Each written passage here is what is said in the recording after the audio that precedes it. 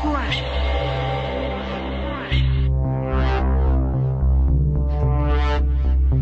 ABC radio FM 89.2 শুরু হয়ে গেছে আপনাদের অত্যন্ত পছন্দের আয়োজন কুয়াশা। সাথে আছি আমি শারমিন। গল্পে আজকের গল্পটি হচ্ছে বারিন ভৌমিকের ব্যারাম। গল্পের নাম লিখেছেন সত্যজিৎ রায় আর পড়ে শোনাচ্ছে সেতু।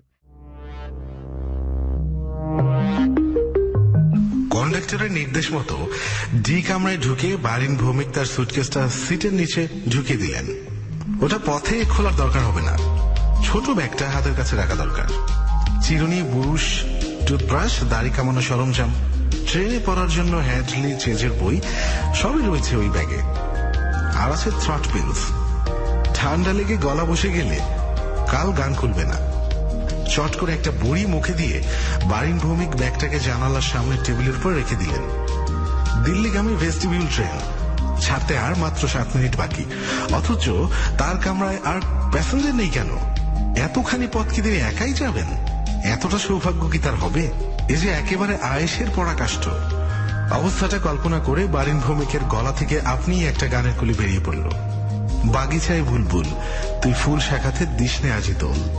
বারিন ভৌমিক জানালা দিয়ে বাইরে হাওড়া স্টেশন প্ল্যাটফর্মের জনস্রোতের দিকে তাকালেন।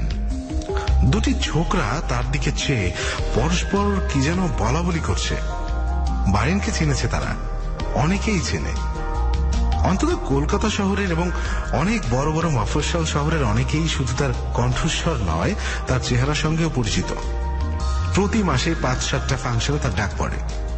বারিন ভৌমিক গাইবেন নজরুল গীতি ও আধুনিক। খ্যাতি ও অর্থ দুই যখন বারিন ভৌমিকের হাতের মুঠোয়। অবশ্য এটা হয়েছে বছর 5 হলো। তার আগে কয়েকটা বছর তাকে বেশ যাকে বলে স্ট্রাগলই করতে হয়েছে। গানের জন্য নয়, গাইবার ক্ষমতাটা তার সহজাত, কিন্তু শুধু গাইলেই যে তার হয় না। তার সঙ্গে চাই কপাল জোর আর চাই ব্যাকিং।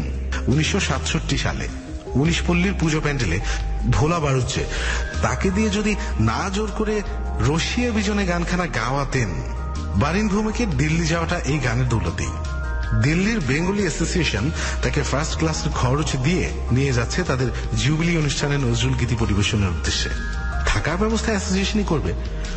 2 দিন দিল্লিতে থেকে তারপর আগ্রা, ফতেপুর, সিকরি দেখে ঠিক 7 দিন পরে আবার কলকাতা ফিরবেন বারিন ভৌমিক। তারপর পুজো পড়ে গেলে তার আর অবসর নেই।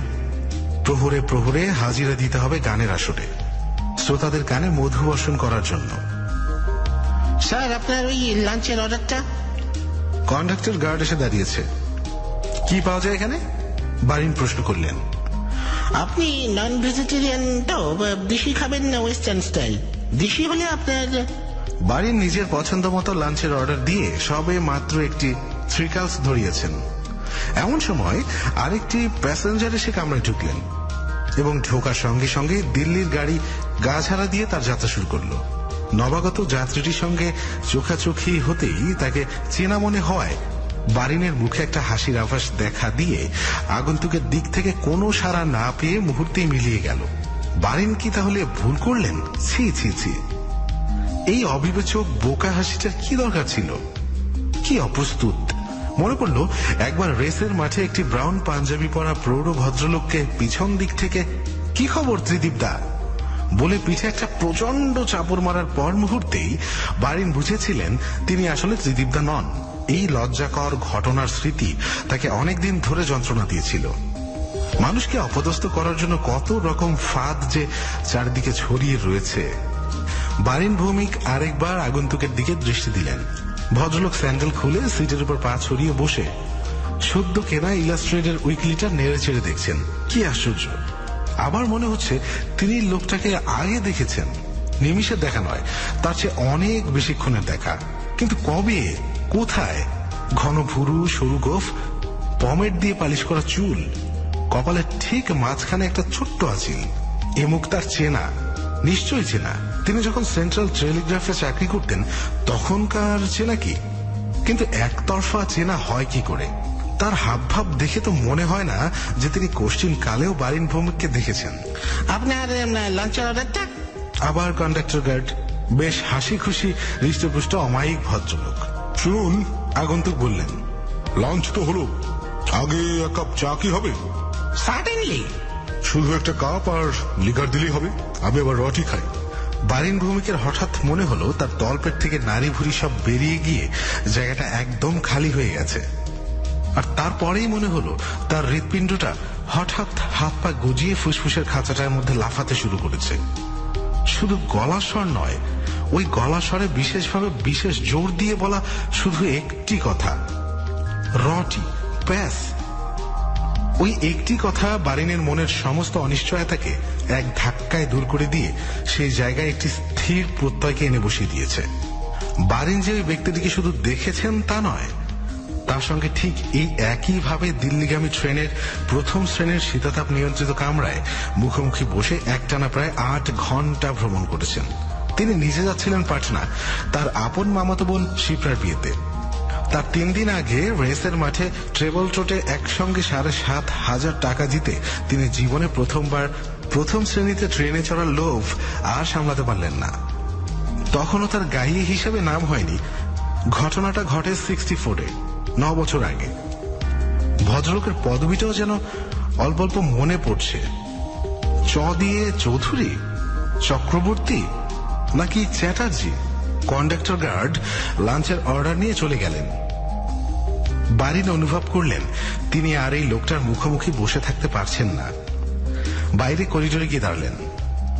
দরজার মুখ থেকে 5 হাত ডাইনে চ এর দৃষ্টি বেশ কিছুটা বাইরে। কোইন্সিডেন্টের বাংলা বারিন ভৌমিক জানেন না, কিন্তু এটা জানেন যে প্রত্যেকের জীবনেই এই জিনিসটা কয়েকবার ঘটে। কিন্তু তাই বলে এমন কোইন্সিডেন্স? কিন্তু চকি তাকে চিনেছেন না চেনার দুটো কারণ থাকতে পারে। 1, হয়তো চয়ের স্মরণ শক্তি খুবই কম। 2, হয়তো এই 9 বছরে বারিনের চেহারার পরিবর্তন হয়েছে অনেকটাই। জানালা দিয়ে বাইরে চলমান দৃশ্যের দিকে দেখতে দেখতে বারিন ভাবতে চেষ্টা করলেন তার 9 বছর আগের চেহারার সঙ্গে আজকের চেহারার কি তফাৎ থাকতে পারে। ওজন বেড়েছে অনেক, সুতরাং অনুমান করা যায় তার মুখটা আরো ভরেছে। আর কি, চশমা ছিল না, চশমা হয়েছে। গোফ, কবে থেকে গোফ কামিয়ে ফেলেছেন তিনি? হ্যাঁ, মনে পড়েছে, খুব বেশি দিন নয়, হাজরা রোডের সেই সেলুন। একটা নতুন ছোকরা নাপিত, দুপাশের গোফ মিলিয়ে কাটতে পারল না।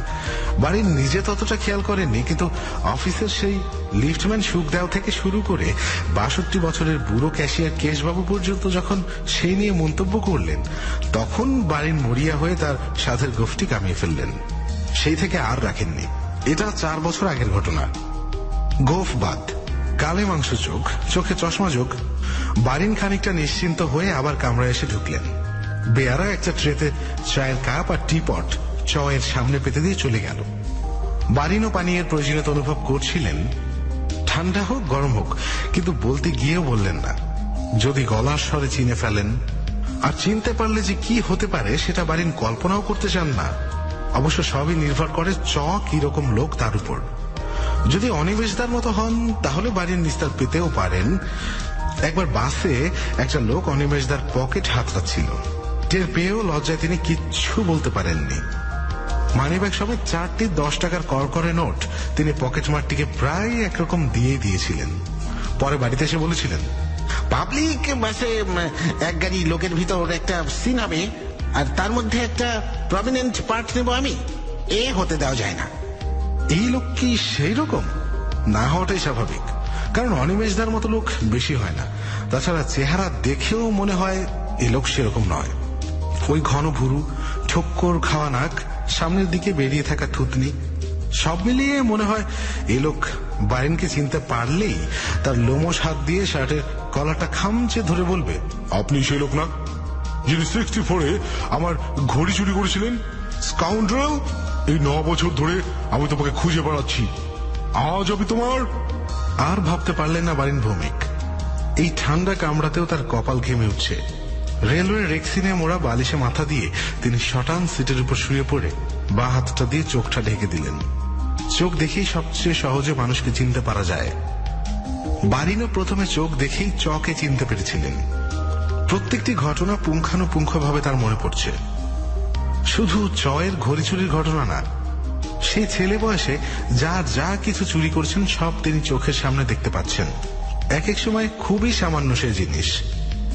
হয়তো একটা সাধারণ ডট পেন মুকুল মামার, কিংবা একটা সস্তা ম্যাগনিফাইং গ্লাস তার স্কুলের সহপাঠী অক্ষয়ের, অথবা ছেনিদার একজোড়া হাড়ের কাফলিংস, যেটার কোনো প্রয়োজন ছিল না বারিনের, কোনোদিন ব্যবহারও করেননি। চুরির কারণ এই যে সেগুলো হাতের কাছে ছিল, এবং সেগুলো অন্য জিনিস। 12 বছর বয়স থেকে শুরু করে 25 বছর বয়স পর্যন্ত কমপক্ষে 50টা পরের জিনিস বারিন ভৌমিক কোনো না কোনো উপায়ে আত্মস্থ করে নিজের ঘরে, নিজের কাছে এনে রেখেছেন। একে চুরি ছাড়া কি বা বলা যায়? চোরের সঙ্গে শুধু তফাৎ শুধু এই যে চোর চুরি করে অভাবের তাড়নায়, আর তিনি করেছেন অভ্যাসের বশে। লোকে তাকে কোনোদিনও সন্দেহ করেনি, তাই কোনোদিন ধরাও পড়েননি। বারিন জানেন যে এইভাবে চুরি করাটা তার একটা ব্যারাম বিশেষ। একবার কথা চলে এক ডাক্তার বন্ধুর কাছ থেকে তিনি ব্যারামের নামটাও জেনে নিয়েছিলেন, কিন্তু এখন মনে পড়ছে না। তবে 9 বছর আগে জয়ের ঘড়ি নেওয়ার পর থেকে আজ অবধি এই কাজটা বারিন আর কখনো করেননি। এমনকি করার সেই সাময়িক অথচ প্রবল আকাঙ্ক্ষাটাকে অনুভবও করেননি। বারিন জানেন যে এই উৎকট রোগ থেকে তিনি মুক্তি পেয়েছেন। তার অন্যান্য চুরির সঙ্গে ঘড়ি চুরির একটা তফাৎ ছিল এই যে ঘড়িটা তার সত্যিই প্রয়োজন ছিল। রিস্ট ওয়াচ না, সুইজারল্যান্ডে তৈরি একটা ভারী সুন্দর ট্রাভেলিং ক্লক, একটা নীল চতুষ্কোণ বাক্স। তার ঢাকনাটা খুললেই ঘড়ি বেরিয়ে এসে সোজা হয়ে দাঁড়িয়ে থাকে। অ্যালার্ম ঘড়ি, আর সেই অ্যালার্মের শব্দ এতই সুন্দর যে ঘুম ভাঙার সঙ্গে সঙ্গে কান জুড়িয়ে যায়। এই 9 বছর সমানে সেটা ব্যবহার করেছেন বারিন ভৌমিক। তিনি যেখানেই গেছেন সেখানেই গেছে এই ঘড়িটা। আজকেও সেই ঘড়ি তার সঙ্গেই আছে, জানালার সামনে ওই টেবিলের উপর রাখা ব্যাগের মধ্যে। কতদূর যাবেন? বারিন তড়িৎ স্পৃষ্টের মতো চমকে উঠলেন। লোকটা তার সঙ্গে কথা বলছে, তাকে প্রশ্ন করছে। দিল্লি। আগে? দিল্লি। প্রথমবার অতিরিক্ত সাবধানতা অবলম্বন করতে গিয়ে একটু বেশি আস্তে উত্তর দিয়ে ফেলেছিলেন বারিন। আপনার কি গলায় ঠান্ডা লেগে গেল নাকি? না। ওটা হয় অবশ্য মাঝে মধ্যে। অ্যাকচুয়ালি এয়ার কন্ডিশনিং এর একমাত্র লাভ হচ্ছে ধুলোর হাত থেকে বাঁচা, না হলে আমি এমনি ফার্স্ট ক্লাসে যেতুম। বারিন চুপ। পারলে তিনি চয়ের দিকে তাকান না, কিন্তু চ তার দিকে দেখছে কিনা সেটা জানার দুনির্বার কৌতূহলী তার দৃষ্টি বারবার ভদ্রলোকের দিকে নিয়ে যাচ্ছে। কিন্তু চ নিরুদ্বেগ, নিশ্চিন্ত। অভিনয় কি সেটা বারিন জানেন না। সেটা জানতে হলে লোকটিকে আরো ভালো করে জানা দরকার। বারিন যেটুকু জানেন সেটা তার গতবারের জানা। এক হলো দুধ চিনি ছাড়া চা পানির অভ্যাস, আর এক হলো স্টেশন এলেই নেমে গিয়ে কিছু না কিছু খাবার জিনিস কিনে আনা, নোনতা জিনিস, মিষ্টি নয়। মনে আছে গতবার বারিন ভৌমিকের অনেক রকম মুখরোচক জিনিস খাওয়া হয়ে গিয়েছিল এই চয়ের দৌলতে। পাটনায় নেমে স্টেশন থেকে বেরিয়ে মেজো মামার মোটের ওঠার সঙ্গে সঙ্গেই বারিন ভৌমিকের তলপেটের অস্বস্তি ম্যাজিকের মতো উড়ে যায়। এছাড়া তার চরিত্রের আরেকটা দিক প্রকাশ পেয়েছিল পাটনা স্টেশনের কাছাকাছি এসে। ওটার সঙ্গে ঘড়ির ব্যাপারটা জড়িত, তাই ঘটনাটা বারিনের স্পষ্ট মনে আছে। সেবার গাড়িটা ছিল অমৃতসর মেল। পাটনা পৌঁছবে ভোর 5টায়। কন্ডাক্টর এসে 4:30 তুলে দিয়েছেন বারিনকে। চও আজ জায়গা, যদিও তিনি যাচ্ছেন দিল্লি। গাড়ি স্টেশনে পৌঁছাবার ঠিক 3 মিনিট আগে হঠাৎ ঘ্যাচ করে থেমে গেল। ব্যাপার কি? লাইনের উপর দিয়ে ল্যাম্প ও টর্চের ছুটোছুটি দেখে মনে হলো কোনো একটা গোলমাল বেঁধেছে। শেষটায় গার্ড এসে বললেন এক বুড়ো নাকি লাইন পার হতে গিয়ে ইঞ্জিনে কাটা পড়েছে, তার লাশ সরলেই গাড়ি চলবে। চ খবরটা পাওয়া মাত্রই ভারী উত্তেজিত হয়ে স্লিপিং স্যুট পরেই অন্ধকারে নেমে চলে গেলেন ব্যাপারটা চাক্ষুষ দেখে আসতে। এই সুযোগেই বারিন তার বাক্স থেকে ঘড়িটা বার করে নেন। সেই রাত্রে চকে দেখেছিলেন সেটায় দম দিতে। লোভ যে লাগেনি তা নয়, তবে সুযোগের অভাব হবে জেনে ঘড়িটা চিন্তা মন থেকে দূর করে দিয়েছিলেন। এই মুহূর্তে অপ্রত্যাশিত ভাবে সে সুযোগ এসে পড়তে সে লোভ এমন ভাবে মাথা চাড়া দিয়ে ওঠে যে বাক্সের উপর অন্য একটি ঘুমন্ত প্যাসেঞ্জার থাকা সত্ত্বেও তিনি ঝুঁকি নিতে দ্বিধা করেননি। কাজটা করতে তার লাগে মাত্র 15-20 সেকেন্ড। চ ফিরলেন প্রায় 5 মিনিট পরে। হরিবোল ব্যাপার, ভিখিরি ধর একদিকে, মুড়ো একদিকে। সামনে কাউ ক্যাচার থাকতে কাটা যে কেন পড়লো বুঝতে পারি না মশাই। ওটার উদ্দেশ্য তো লাইনে কিছু পড়লে সেটাকে ঠেলে ফেলে দেওয়া নাকি? পাটনায় নেমে স্টেশন থেকে বেরিয়ে মেজো মামার মোটে ওঠার সঙ্গে সঙ্গেই বারিনের তলপেটের অস্বস্তিটা একেবারে ম্যাজিকের মতো উঠে যায়। তার মনে হলো ঘড়ির মালিকের সঙ্গে এতকাল যে ব্যবধান ছিল, কেউ কারোর নাম শোনেনি, কেউ কাউকে দেখেনি, গত 8 ঘন্টার আকস্মিক সান্নিধ্যের পর আবার সেই ব্যবধান এসে পড়েছে। এরপরে আবার কোনোদিন পরস্পরের দেখা হওয়ার সম্ভাবনা কোটিতে 1, কিংবা হয়তো তার চেয়েও কম। কিন্তু এই তিল প্রমাণ সম্ভাবনায় যে 9 বছর পরে হঠাৎ সত্যি পরিণত হবে সেটা কে জানত। বারিন মনে মনে বললেন, এই ধরনের ঘটনা থেকেই মানুষ কুসংস্কারের জালে জড়িয়ে পড়ে। আপনি কি দিল্লির বাসিন্দা না কলকাতার? বারিনের মনে পড়ল লোকটা সেবার এই প্রশ্নটা করেছিল। এই গায়ে পড়া আলাপ করার বাতিকটা বারিন পছন্দই করেন না। কলকাতা। বারিন জবাব দিলেন। তার অজান্তেই সব স্বাভাবিক গলার স্বরটা বেরিয়ে পড়ছে। বারিন নিজেকে ধিক্কার দিলেন, ভবিষ্যতে তাকে আরো সতর্ক হতে হবে। কিন্তু এ কি? ভদ্রলোক তার দিকে এভাবে এক দৃষ্টে চেয়ে রয়েছেন কেন? সহসা এমন কৌতূহলের কারণটা কি?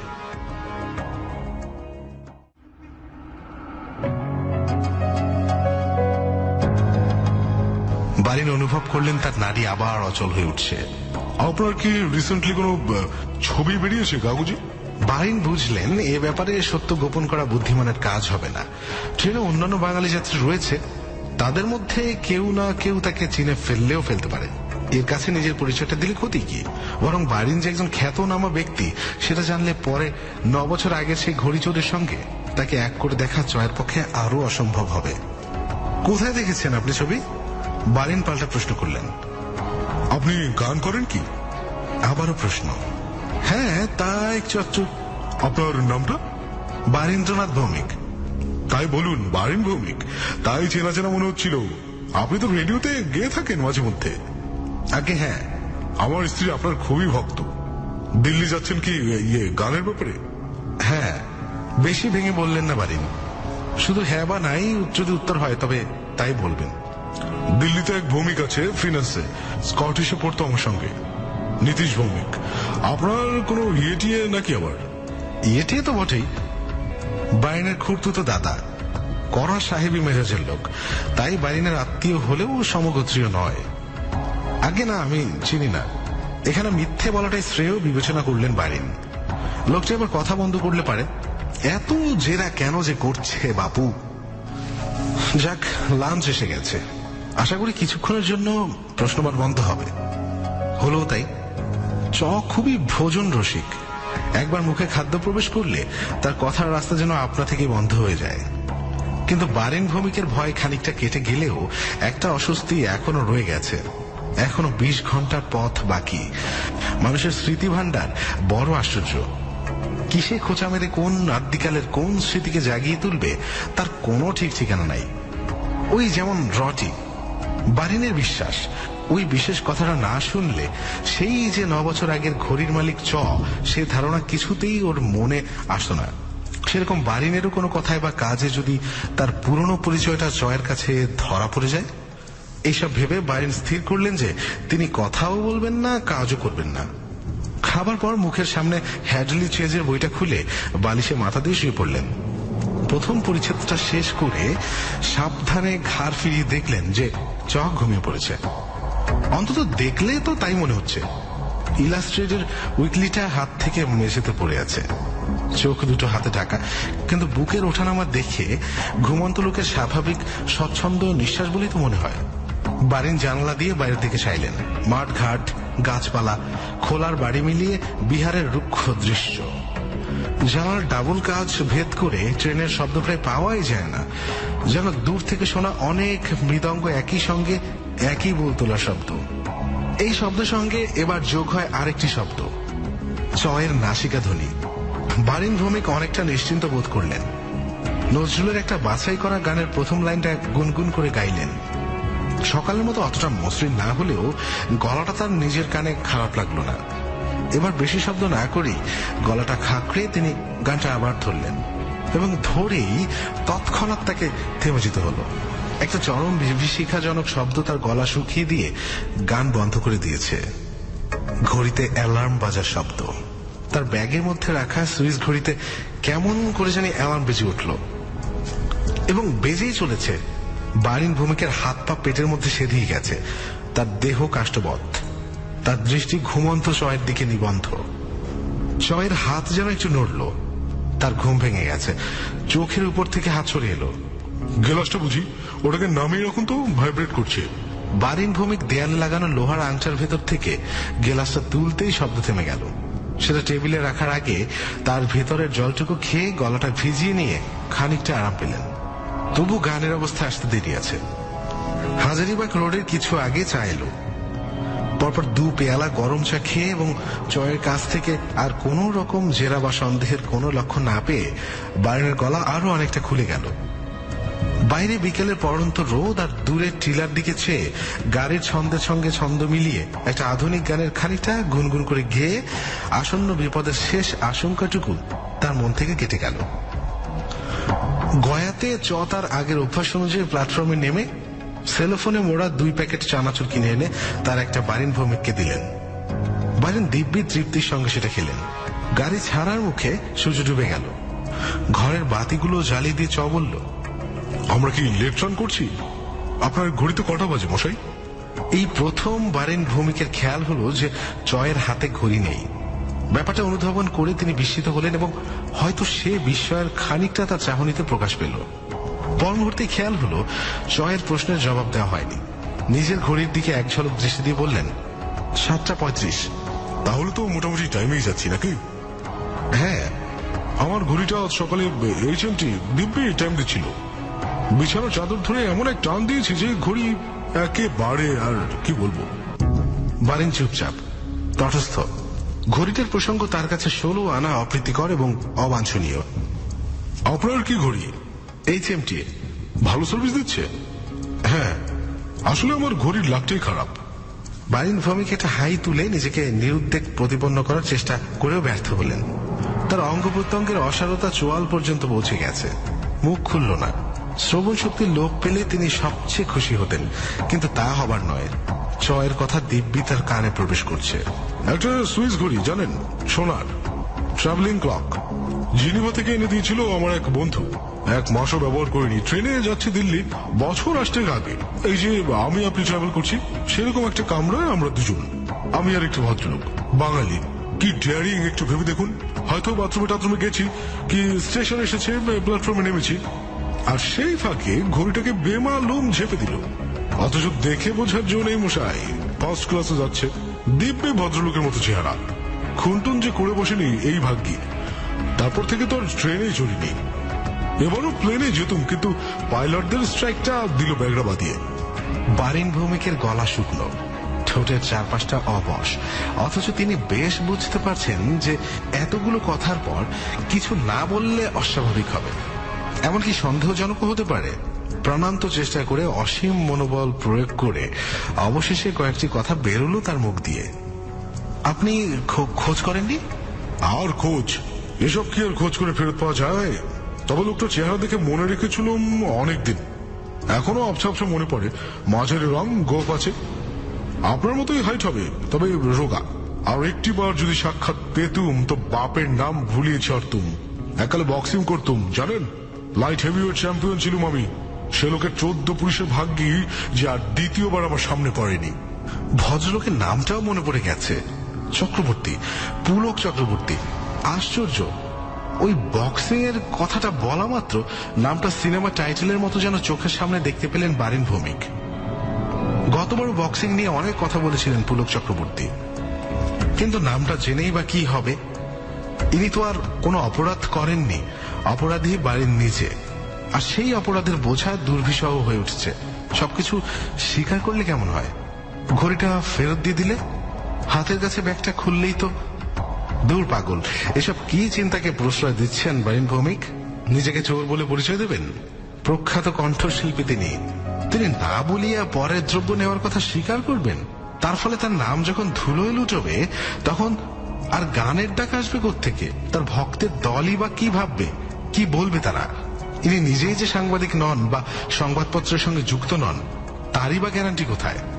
না, স্বীকার করার প্রশ্নই ওঠে না। হয়তো স্বীকার করার প্রয়োজনও নেই। পুলক চক্রবর্তী ঘন ঘন চাইছেন তার দিকে। আরো 16 ঘন্টা আছে দিল্লি পৌঁছতে। কোন এক বিভৎস মুহূর্তে ফস করে চিনে ফেলার দীর্ঘ সুযোগ পড়ে আছে এখনো সামনে। আরে এই তো সেই লোক। বারিন কল্পনা করলেন যে তার গোফ খসে পড়ে আছে, গাল থেকে মাংস ঝরে গেছে, চোখ থেকে চশমা খুলে গেছে। পুলক চক্রবর্তী এক দৃষ্টে চেয়ে আছেন তার 9 বছর আগের চেহারাটার দিকে। তার ঈষৎ কটা চোখের দৃষ্টি ক্রমশ তীক্ষ্ণ হয়ে আসছে। তার ঠোঁটের কোণে ক্রূর হাসি ফুটে উঠছে। বাছা ধান, পথে এসো এবার, একদিন বাদে বাগে পেয়েছি তোমায়। ঘুঘু দেখেছো, ফাত তো দেখোনি। 10টা নাগাদ বারিন ভৌমিকের কম্প দিয়ে জ্বর এলো। গার্ডকে বলে তিনি একটি অতিরিক্ত কম্বল চেয়ে নিলেন। তারপর 2টো কম্বল একসঙ্গে পা থেকে নাক অবধি টেনে নিয়ে শয্যা নিলেন। পুলক চক্রবর্তী কামরায় দরজা বন্ধ করে ছিটকিনি লাগিয়ে দিলেন। বাতি নেভাতে গিয়ে বারিনের দিকে ফিরে জিজ্ঞেস করলেন, আপনাকে অসুস্থ বলে মনে হচ্ছে, ওষুধ খাবেন নাকি? ভালো বড়ি আছে আমার সঙ্গে, 2টো খেয়ে নিন। এয়ার কন্ডিশনিং এর অভ্যাস নেই বোধ হয়। ভৌমিক বড়ি খেলেন। একমাত্র ভরসা যে ঘড়ি চোর বলে চিনতে পারলেও তাকে অসুস্থ দেখে অনুকম্পাবশত পুলক চক্রবর্তী কঠিন শাস্তি থেকে বিরত হবেন। একটা ব্যাপার তিনি ইতিমধ্যে স্থির করে ফেলেছেন। পুলক তাকে চিনতে না পারলেও কাল দিল্লি পৌঁছবার আগে কোনো এক সুযোগে সুইস ঘড়িটা তার আসল মালিকের বক্সের মধ্যে চালান করে দিতে হবে। যদি সম্ভব হয় তো মাঝরাত্রি কাজটা সারা যেতে পারে, কিন্তু জ্বরটা না কমলে কম্বলের তলা থেকে বেরোনো সম্ভব না। এখনো মাঝে মাঝে সমস্ত শরীর কেঁপে উঠছে। পুলক তার মাথার কাছে রিডিং ল্যাম্পটা জ্বালিয়ে রেখেছেন। তার হাতে খোলা একটা পেপার ব্যাগ বই। কিন্তু তিনি কি সত্যিই পড়ছেন, না বইয়ের পাতায় চোখ রেখে অন্য কিছু চিন্তা করছেন? বইটা একভাবে ধরা রয়েছে কেন? পাতা উল্টোচ্ছেন না কেন? কতক্ষণ সময় লাগে পাশাপাশি 2টো পাতা পড়তে? এবার বারিন লক্ষ্য করলেন যে পুলকের দৃষ্টি বইয়ের পাতা থেকে সরে আসছে। তার মাথাটা ধীরে ধীরে পাশের দিকে ঘুরল। দৃষ্টি আসছে বারিনের দিকে। বারিন চোখ বন্ধ করলেন। বেশ কিছুক্ষণ চোখ বন্ধ করে রইলেন। এখনো কি পুলক চেয়ে আছেন তার দিকে? খুব সাবধানে চোখের পাতা দুটোকে যৎসামান্য ফাঁক করলেন বারিন। আবার তৎক্ষণাৎ বন্ধ করলেন। পুলক শটান চেয়ে আছেন চারদিকে। বারিন অনুভব করলেন তার বুকের ভেতরে সেই ব্যাঙটা আবার লাফাতে শুরু করেছে। পাজরার হাড়ে আবার ধাক্কা পড়ছে। দাদরার ছন্দ, ট্রেনের চাকার গভীর ছন্দের সঙ্গে মিলে যাচ্ছে সে ছন্দ। একটা মৃদু খচ শব্দের সঙ্গে সঙ্গে চোখ বন্ধ অবস্থাতেই বারিন বুঝতে পারলেন যে কামরার শেষ বাতিটাও নিভে গেছে। এবার সাহস পেয়ে চোখ খুললেন বারিন। দেখলেন যে দরজার পর্দার ফাঁক দিয়ে আসা তীক্ষ্ণ আলো কামরার অন্ধকারকে জমাট বাঁধতে পারেনি। সেই আলোতে দেখা গেল পুলক চক্রবর্তী তার হাতের বইটা বারিনের ব্যাগের পাশে রাখলেন। তারপর কম্বলটাকে একবারে থুতনি অবধি টেনে দিয়ে পাশ ফিরে বারিনের মুখোমুখি হয়ে একটা সশব্দ হাই তুললেন। বারিন ভৌমিক টের পেলেন তার হৃদস্পন্দন ক্রমে স্বাভাবিক হয়ে আসছে। কাল সকালে পুলকের ট্রাভেলিং ক্লক তার নিজের ব্যাগ থেকে পুলকের সুটকেসের জামা কাপড়ের তলায় চালান দিতে হবে। সুটকেসের চাবি লাগানো নেই। একটু আগেই পুলক স্লিপিং স্যুট বের করে পড়েছেন। বারিনের কাঁপুনি বন্ধ হয়ে গেছে। বোধহয় ওষুধ কাজ দিয়েছে। কি ওষুধ দিলেন ভদ্রলোক? নামটা তো জিজ্ঞেস করা হয়নি। অসুস্থতার ফলে দিল্লির সঙ্গীত রসিকদের বাহবা থেকে যাতে বঞ্চিত না হন সেই আশায় অত্যন্ত ব্যগ্রভাবে পুলক চক্রবর্তীর দেওয়া বড়ি গিলেছেন তিনি। কিন্তু এখন মনে হচ্ছে না, এসব চিন্তাকে প্রশ্রয় দেবেন না তিনি। গ্লাসের ঠুনঠুনিকে অ্যালার্ম ক্লক ভেবে কি অবস্থাই না হয়েছিল। এসবের জন্য দায়ী তার অপরাধ বোধ জর্জরিত অসুস্থ মন। কাল সকালে তিনি এর প্রতিকারের ব্যবস্থা করবেন। মন খোলাসা না হলে গলা খুলবে না, গান বেরোবে না। Bengali association. চায়ের সরঞ্জামে টুংটাং শব্দে বারিন ভৌমিকের ঘুম ভাঙল। বেড়ে এসছে ট্রে নিয়ে চা, রুটি, মাখন, ডিমের অমলেট। এসব তার চলবে কি? জ্বর কি আছে এখনো? না, নেই। শরীর ঝরঝরে হয়ে গেছে। মোক্ষম ওষুধ দিয়ে দিয়েছেন পুলক চক্রবর্তী। ভদ্রলোকের প্রতি একটা কৃতজ্ঞতার ভাব জেগে উঠল বারিনের মনে। কিন্তু তিনি কোথায়? বাথরুমে বোধহয়, নাকি করিডোরে? বেয়ারা চলে গেলে পর বারিন বাইরে বের হলেন। করিডোর খালি। কতক্ষণ হলো বাথরুমে গেছেন ভদ্রলোক? একটা চান্স নেওয়া যায় কি? বারিন চান্সটা নিলেন বটে, কিন্তু সফল হলেন না। ব্যাগ থেকে ঘড়ি বার করে পুলক চক্রবর্তীর সুটকেস টেনে বার করার জন্য নিচু হতে না হতেই ভদ্রলোক তোয়ালে ও খৌরির সরঞ্জাম হাতে কামরায় এসে ঢুকলেন। বারিন ভৌমিক তার ডান হাতটা মুঠো করে সোজা হয়ে দাঁড়ালেন। কেমন আছেন? অলরাইট? হ্যাঁ, এটা চিনতে পারছেন? বারিন তার মুঠো খুলে ঘড়িটা সমেত হাত পুলকের সামনে ধরলেন। তবে মনে একটা আশ্চর্য দৃঢ়তা এসেছে। চুরির ব্যারাম তিনি অনেক দিন কাটিয়ে উঠেছেন, কিন্তু এই যে লুকোচুরি, সেটাও তো একটা চুরি।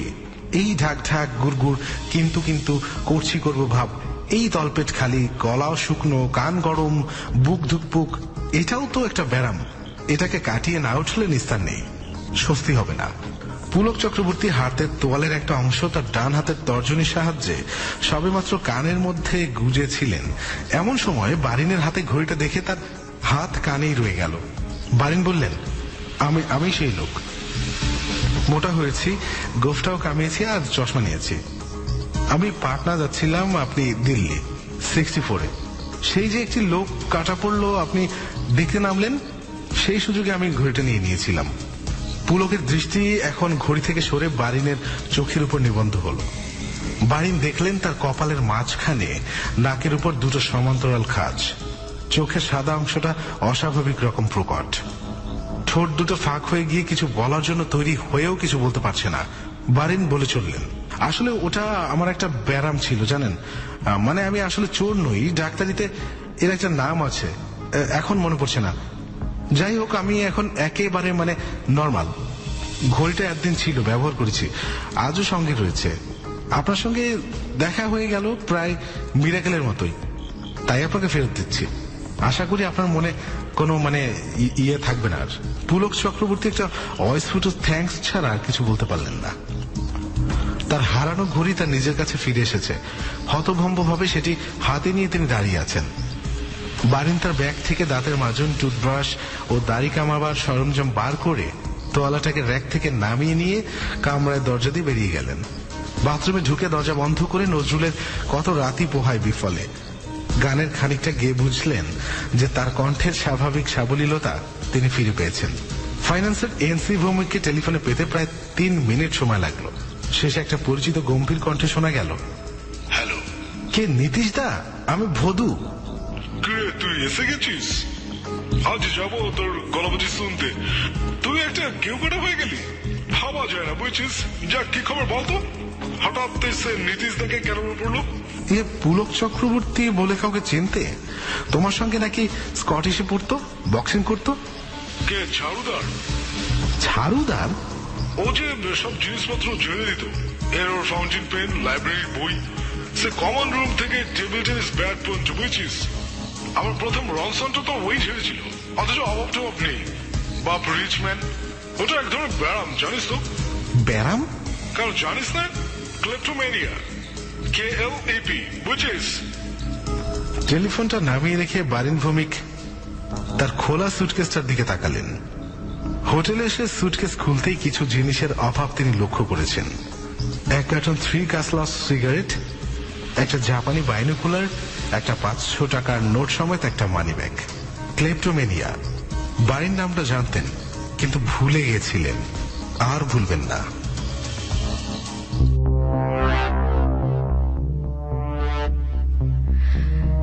এতক্ষণ শুনছিলেন সত্যজিৎ রায় লেখা গল্প বারিন ভৌমিকের ব্যারাম, যেটা পড়ে শোনাচ্ছিল সেতু। সেই কাহিনী যার জন্য আমরা এতক্ষণ অপেক্ষা করে বসেছিলাম। তো ঠিক আছে, আমার মনে হয় আমাদের হাতে সময় নেই, আমরা ঝটপট শুরু করে দিচ্ছি। আজকের কাহিনী কিন্তু বেশ বড়, শুরুতে বলে দিচ্ছি। আজকের কাহিনীটি লিখেছেন মাকসুদা রহমান মেঘনা, আর নাট্যাংশ পরিচালনা করছেন শেগুফতা আবিদ, এবং সাউন্ডে ছিলেন সাউন্ড এডিটর খালিদ। তো ঠিক আছে, এখন শুনছি এই কাহিনীর প্রথম অংশ, তারপরে ফিরে এসে পরের পর্বে চলে যাব।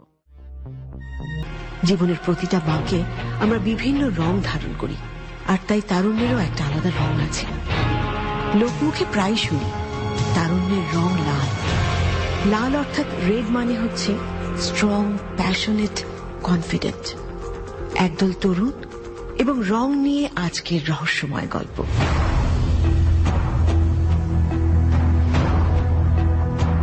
যে বয়সে আমাদের সবকিছু করতে ভালো লাগে, সেই বয়সটাকে বলে তারুণ্য। সত্যি, তারুণ্যের জোয়ারে পৃথিবী ভাসে। ম্যাজিক, অ্যাডভেঞ্চার, মিস্ট্রি, এই সব বিষয়ের সঙ্গে তারুণ্যের একটা যোগসূত্র রয়েছে।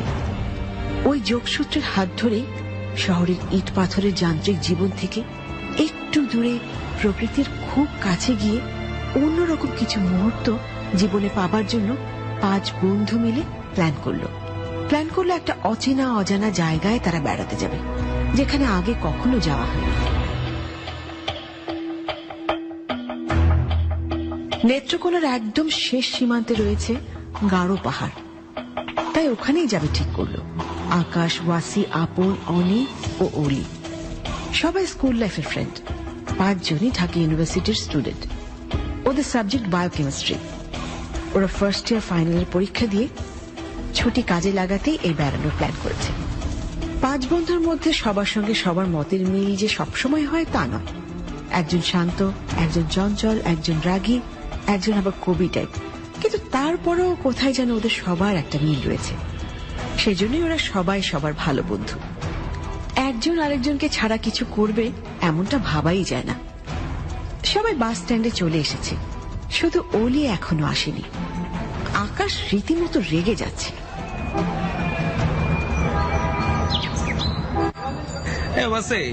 অলিকে একটা ফোন দে না। ওকে ফোন দিয়ে লাভ নাই, দেখবি হেলতে দুলতে এসে এমন একটা কথা বলবে যে কিছুই বলার থাকবে না। আচ্ছা, বাস আবার ছেড়ে দেবে না তো? আরে না, এই বাস একদম ঠিক টাইমে কোনোদিনই ছাড়ে না। তোকে কে বললো? কতবার বলবো বলতো, আমি আমার এক ভাবির কাছ থেকে শুনেছি। আচ্ছা আকাশ, তোর সেই ভাবির কাছ থেকে একদম ঠিকঠাক মতো জেনে নিয়েছিস তো যে কোথায় কিভাবে যাব? তোরা যদি জানাশোনা কোনো জায়গাতেই যাবি তাহলে আর অত অ্যাডভেঞ্চার বলে চিল্লাচ্ছিস কেন বলতো?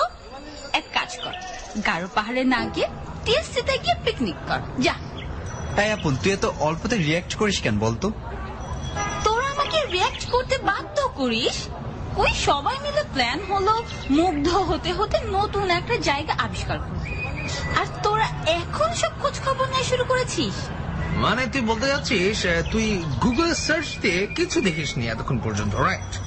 Of course not. আচ্ছা হইছে, এবার চল বাসে উঠি। ওলি মেসেজ দিছে ও মহাখালী ওভার ব্রিজে, এক্ষুনি চলে আসবে। আরে ওই তো এসে গেছে।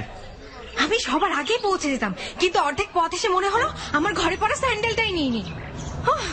তোরা তো জানিস আমি স্যান্ডেল ছাড়া একদম অচল। উফ, তোর স্যান্ডেল কাহিনী রাখ দি। এই এই চল তো।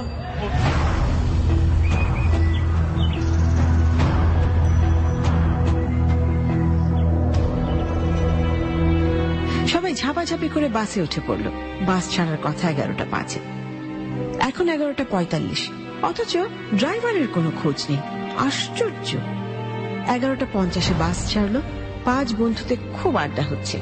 যদিও বাসের হেল্পার কিছুক্ষণ পর পর বাস থামিয়ে লোকজনকে রাস্তা থেকে ধরে বাসে তুলছে, তার চেয়ে বড় কথা ভাড়া নিয়ে দরাদরি করছে। যাই হোক, এসব ওদের স্পর্শ করলো না, কারণ সবাই খুব উত্তেজিত নতুন একটা জায়গায় বেড়াতে যাচ্ছে আর ভাবছে ওদের জন্য কি আছে। আকাশ ওর এক ভাবির মুখে গল্প শুনেছে পাহাড়ের বুক ছেড়ে বয়ে চলেছে প্রবল স্রোতের নদী সোমেশ্বরী, আর দূরে নদীর গা ঘেঁষে হিমালয়ের কৈলাস টিলার রহস্যময় হাসি। মেঘের সঙ্গে মিলে মিশে যে অপূর্ব দৃশ্য তৈরি করে রেখেছে তা দেখলে চোখ থমকে যাবেই। আকাশের ভাবনাগুলো একটু অন্যরকম। বন্ধুরা তাই ওকে কবি বলে খেপায়। ময়মনসিংহ পর্যন্ত তারা বেশ আরামেই গেল, কিন্তু যখন নেত্রকোনার ভেতরে বাস ঢুকতে লাগলো তখন মনে হচ্ছিল শরীর থেকে হাড় গোড় সব আলাদা হয়ে যাচ্ছে। এত ঝাঁকি আর রাস্তা এত বাজে। লাস্ট স্টপেজ পর্যন্ত যেতে যেতে বাস ডানে বায়ে এমন ভাবে দুলছিল যে ওরা ভীষণ ভয় পেয়ে গেছিল, কেননা এর আগে ওদের এই অভিজ্ঞতা ছিল না। ওরা ভাবছে এটাও অ্যাডভেঞ্চার। যাই হোক, সন্ধ্যা প্রায় 7:30-এ ওরা শহরে পৌঁছল। স্থানীয় লোক শহর বললেও এটা ঠিক শহর নয়, মফস্বল বলা যেতে পারে। পৌঁছে সবার মেজাজ খারাপ লাগছে, আর সমস্ত মেজাজ খারাপ গিয়ে পড়ল আকাশের ওপর, কারণ সেই মূলত এই বুদ্ধিটা দিয়েছিল তার ভাবির মুখে গল্প শুনে। এই আকাশ, কোথায় এলাম বলতো? আমার তো মনে হচ্ছে চরম ভুল হয়েছে তোর কথা এখানে আসতে রাজি হওয়াটা। শোন, রাগারাগি পরে করিস, আগে চল কোনো হোটেলে বসে খেয়ে নেই। আমার এক্ষুনি কিছু খেতে হবে, নইলে মাথা ঘুরে অজ্ঞান হয়ে পড়ে যাবো, আর তখন তোরা আমাকে নিয়ে বিপদে পড়বি। ওই, তোর কি মনে হয় তুই অজ্ঞান হলে তোকে বয়ে বেড়াবো? এখানে রেখে চলে যাব? ভাবি তো বলছিল শহর থেকে অনেকখানি গিয়ে তারপর গারো পাহাড়ে যেতে হয়। কি করবো বলতো, শহর থেকে এটুকু এসে যেরকম পস্তাচ্ছি। স্থানীয় কাউকে জিজ্ঞেস করে দেখি কি বল। আসলে অন্যের মুখে গল্প শুনে অত রিস্ক নেওয়া উচিত হয়নি। শেষে দেখা যাবে শরীরের হাড় নড়বড়ে করে যে গারো পাহাড় দেখতে এসেছি সেটা কোনো পাহাড়ই না, একটা মাটির ঢিপি। ঠিক বলেছিস।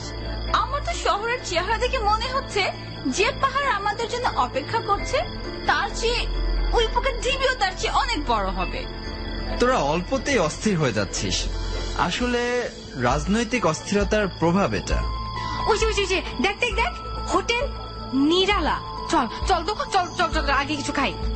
চল চল চল চল।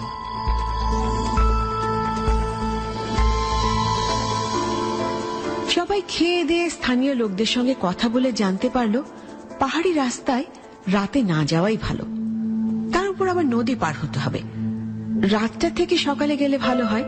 এখানে রাতে থাকার দুটা মোটামুটি ভালো গেস্ট হাউস আছে।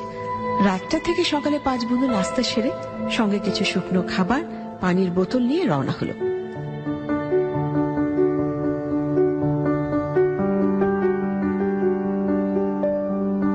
নদীর পাড়ে এসে সবাই অবাক হয়ে গেল।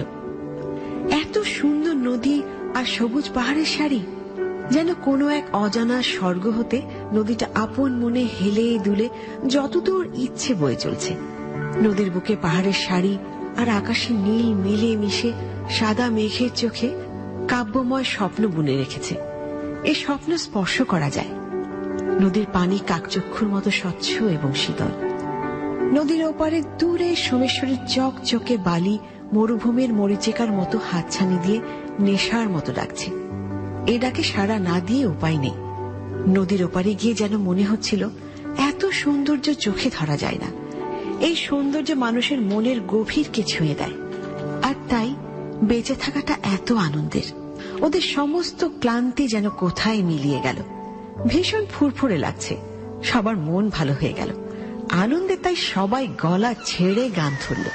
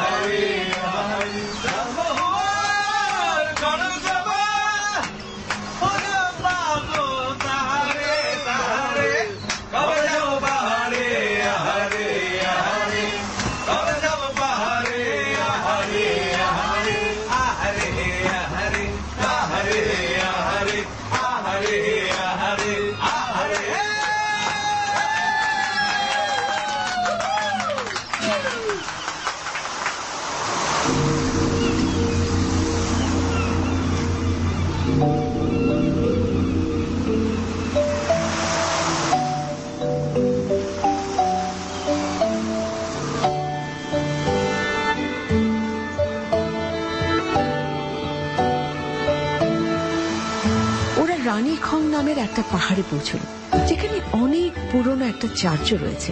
এই চার্চটাতে একটা অদ্ভুত সুন্দর বিশাল ঘন্টা রয়েছে। চার্চের এই ঘন্টা প্রতি রবিবার বাজানো হয়। ঘন্টার ধ্বনি পাহাড়ে পাহাড়ে প্রতিধ্বনি হয়ে ফিরে ফিরে আসে। ঘন্টা থেকে একটু সামনে এসে দাঁড়ালেই দেখা যায় নদীটা যেখানে শেষ হয়েছে সেখান থেকে ইন্ডিয়ার বর্ডার। বিএসএফ এবং বিজিবি একসঙ্গে পাহারায় রয়েছে। স্থানীয় লোকদের মধ্যে বেশিরভাগই গারো, চাকমা, হাজং। এরা সবাই অদ্ভুত টাইপের পোশাক পরে এবং অদ্ভুত ভাষায় কথা বলে। 5 বন্ধু কিছুই বুঝতে পারছিল না, বোকার মতো তাকিয়েছিল। তবে বাঙালি বাবুও পাওয়া গেল আর থাকবার জন্য একটা গেস্ট হাউস। আর সেই গেস্ট হাউসে পৌঁছতে পৌঁছতে প্রায় দুপুর 2টো বেজে গেল। তবে আধুনিক সব ব্যবস্থাই সেখানে রয়েছে। গেস্ট হাউসের নামও কিন্তু রানীখং।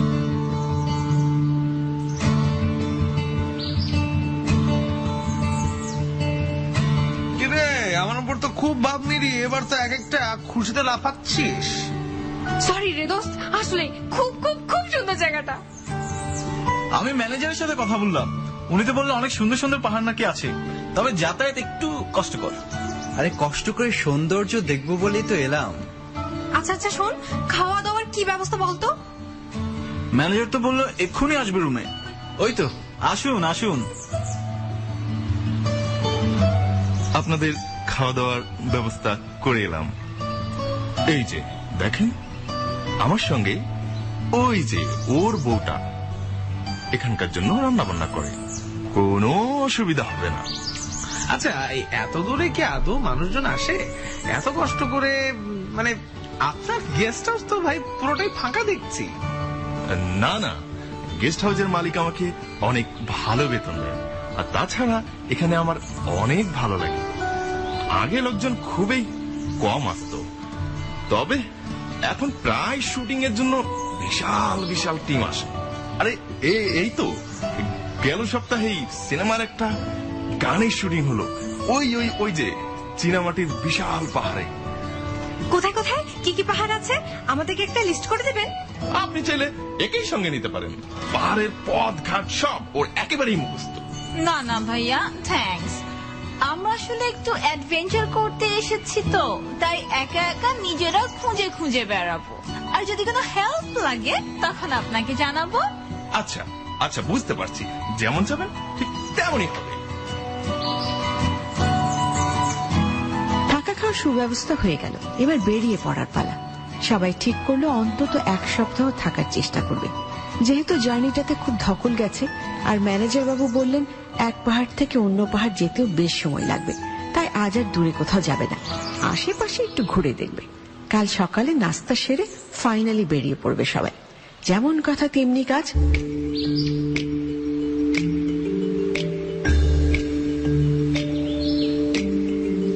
পরদিন সকাল সকাল 5 বন্ধু পাহাড়ের অচেনা পথ ঘাট, বুনো ফুলের মাতাল গন্ধ আর মাথার উপর সূর্যকে নিয়ে হাঁটা দিল। রানীখঙের পাহাড় হয়ে ওরা প্রথমে গেল বিজয়পুরের চীনামাটির পাহাড়ে। ধবধবে সাদা পাহাড়, আবার তার পাশেই একই রকম লাল মাটির পাহাড়। সত্যি অদ্ভুত, সাদা এবং লাল কোনো পাহাড়েই গাছ নেই। আবার হাঁটা। এবার যে পাহাড়ে এলো সেখানে শুধু গাছ আর গাছ, নানান সুরে পাখি ডাকছে। হয়তো পাখিদের কোনো উৎসব আছে। সারাটা দিন ধরে 5 বন্ধু একের পর এক পাহাড়ে হেঁটে বেড়াল। একটা নেশা কাজ করছিল, যেন ফিরে আসতে মন চাইছে না। বাদামবাড়ি, মাধবী টিলা, চকলিঙ্গুড়া, নৌল্লাপাড়া, কমলাবাড়ি, গুচ্ছগ্রাম, বিজয়পুর, বাগমারা আরো অনেক অনেক ছোট বড় পাহাড় দেখে সমস্ত সৌন্দর্য ক্যামেরায় বন্দি করে আর চোখেও ধারণ করে সন্ধ্যের পর ভীষণ ক্লান্ত হয়ে সবাই ফিরে এলো। উফ, মাথা নষ্ট ম্যান, আমি জীবনে এত কখনো হাঁচিনি। হাঁটা ছাড়া উপায় কি বলতো? পাহাড়ে যেসব পথঘাট দেখলাম তাতে কোনো যানবাহনই তো যাবে না।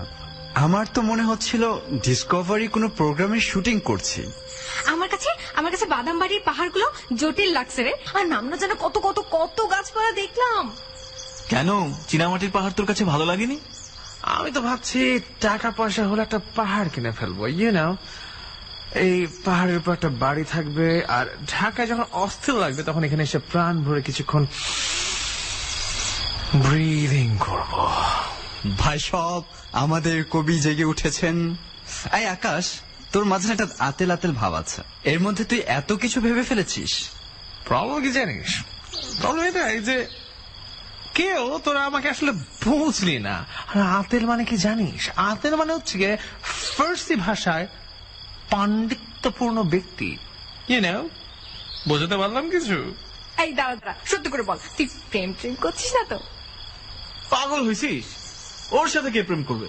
মেয়েরা আজকাল কবি আতেল এদের ধারে কাছে যায় না। ওই যুগের নাই রে পাগল। আসলে প্রেম করার জন্য পারফেক্ট হচ্ছি আমি। আমার মধ্যে একটা ড্যাশিং ভাব আছে, কখনো লক্ষ্য করেছিস তোরা? এই জন্য তো মেয়েরা তোর কাছ থেকে শুধু নোট নিয়েই গেল, কিন্তু বিনিময়ে একটা প্রেম পত্রও দিল না। আহারে, ডিজিটাল যুগে কেউ প্রেমপত্র দেয়?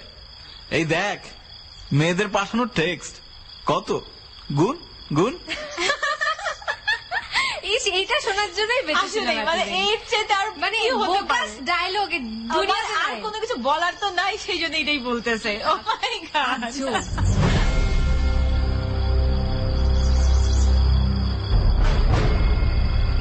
আচ্ছা, এত বড় সুটকেসটা কার বলতো?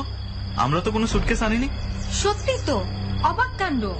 ভুল করে কেউ হয়তো এই রুমে দিয়ে গেছে, তার মানে গেস্ট হাউসে কেউ উঠেছে। ওকে, দাঁড়া, ম্যানেজারকে জিজ্ঞেস করি। ম্যানেজার বাবু নেই। সমীর রেংমা এসে বলল আজ বিকেলে 2 লোক ভ্যান গাড়িতে করে সুটকেসটা পৌঁছে দিয়ে গেছে। ওরা নাকি নদী পার হয়ে কোনো একটা চায়ের দোকানে চা খেতে খেতে ভুল করে সুটকেসটা ফেলে রেখে এসেছিল। এখানকার স্থানীয় আদিবাসীরা টুরিস্টদের দেবতা মানে, তাই তারা খুঁজে খুঁজে এসে দিয়ে গেছে। ম্যানেজার বাবু দুজনকে 100 টাকা বকশিশও দিয়েছেন। এসব কথা সমীরের মুখে শুনে 5 বন্ধু খুবই অবাক হলো। মনে হচ্ছে অ্যাডভেঞ্চার জমে উঠেছে।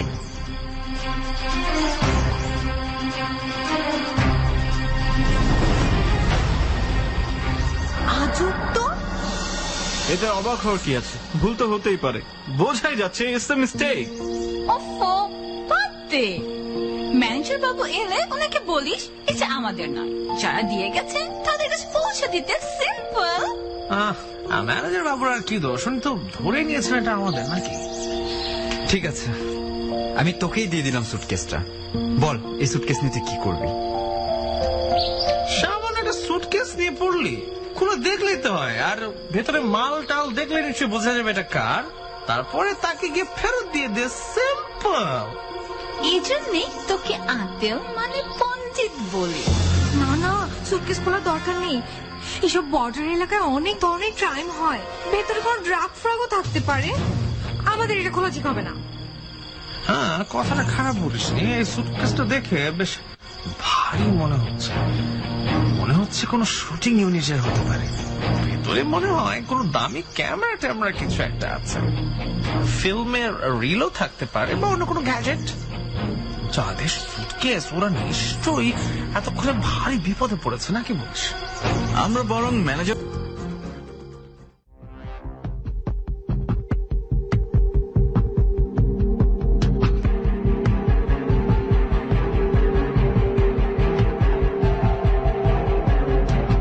ম্যানেজার বাবু নিজেই ওদের রুমে এলেন এবং যা বললেন তা শুনে সবার মাথায় আকাশ ভেঙে পড়ল।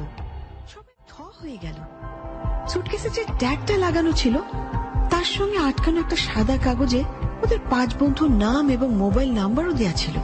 সেজন্যই ম্যানেজার বাধ্য হয়ে 100 টাকা বকশিশ দিয়ে সুটকেসটা রেখেছেন। তাছাড়া সবার ফোন নাম্বারগুলো ম্যানেজার বাবু রেজিস্ট্রি করে খাতার সঙ্গে মিলিয়েও নিয়েছেন। সবই ঠিক আছে। 5 বন্ধু এবার টেনশনে পড়ে গেল। কি হচ্ছে বিষয়টা বোঝা যাচ্ছে না। কেউ এসে বললো আর আপনি ভেবে নিলেন এটা আমাদের সুটকেস? আমি তো রেজিস্টার খাতার সঙ্গে নামগুলো মিলালাম, আপনাদের সবার নামও তো লিখে দিল। সুটকেসের টিকিট ট্যাগের সঙ্গে কে কোনোদিন নাম লিখে রাখে? শুনেছেন এমন কথা? আসলে এসব মাথায় আসেনি, ভেবেছিলাম। আপনি তো আমাদেরকে একটা ফোন দিতে পারতেন।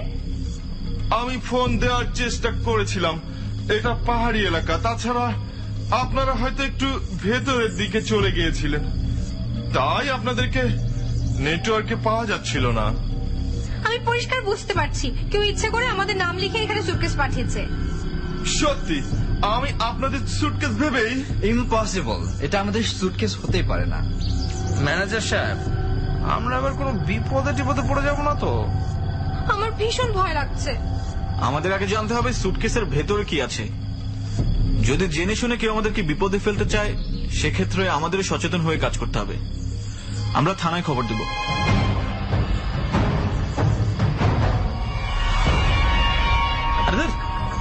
আগে থানায় যাওয়া মানে হাজারটা ঝামেলা। না না, ওয়াসি ঠিক বলেছিস। বেড়াতে এসে এত বড় সুটকেস নিয়ে ঝামেলা পড়ার কোনো প্রশ্নই আসে না। ওকে, এটা নিয়ে ঝামেলা জড়ানোর দরকার নাই। এর মধ্যে মেশিনারিজ থাকবে তো হোয়াটএভার। এটা আমরা ম্যানেজার বাবুকে দিয়ে দিচ্ছি না কেন?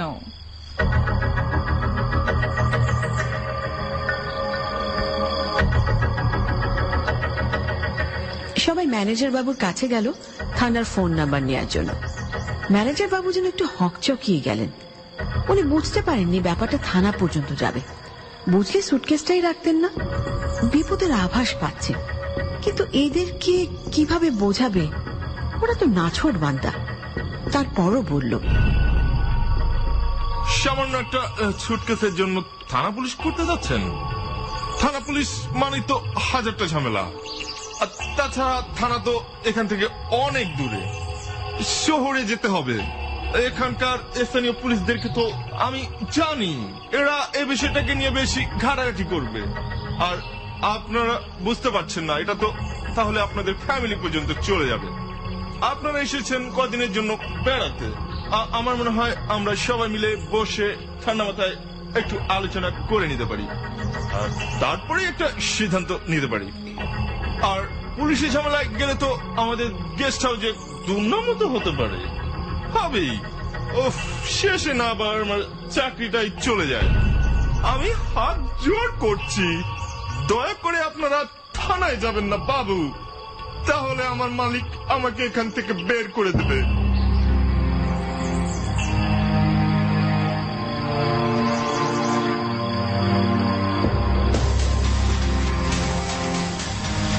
আচ্ছা ম্যানেজার বাবু, আপনার কি মনে হয় এর ভিতরে কি থাকতে পারে? আমার তো মনে হয় আর্মস্টামসই থাকবে। ড্রাগ থাকলে কি টাইপের কেস হবে? তা তো জানি না, তবে মান সম্মানটাই তো আসল নাকি? আচ্ছা সুটকেসটা খুলবো নাকি বলতো?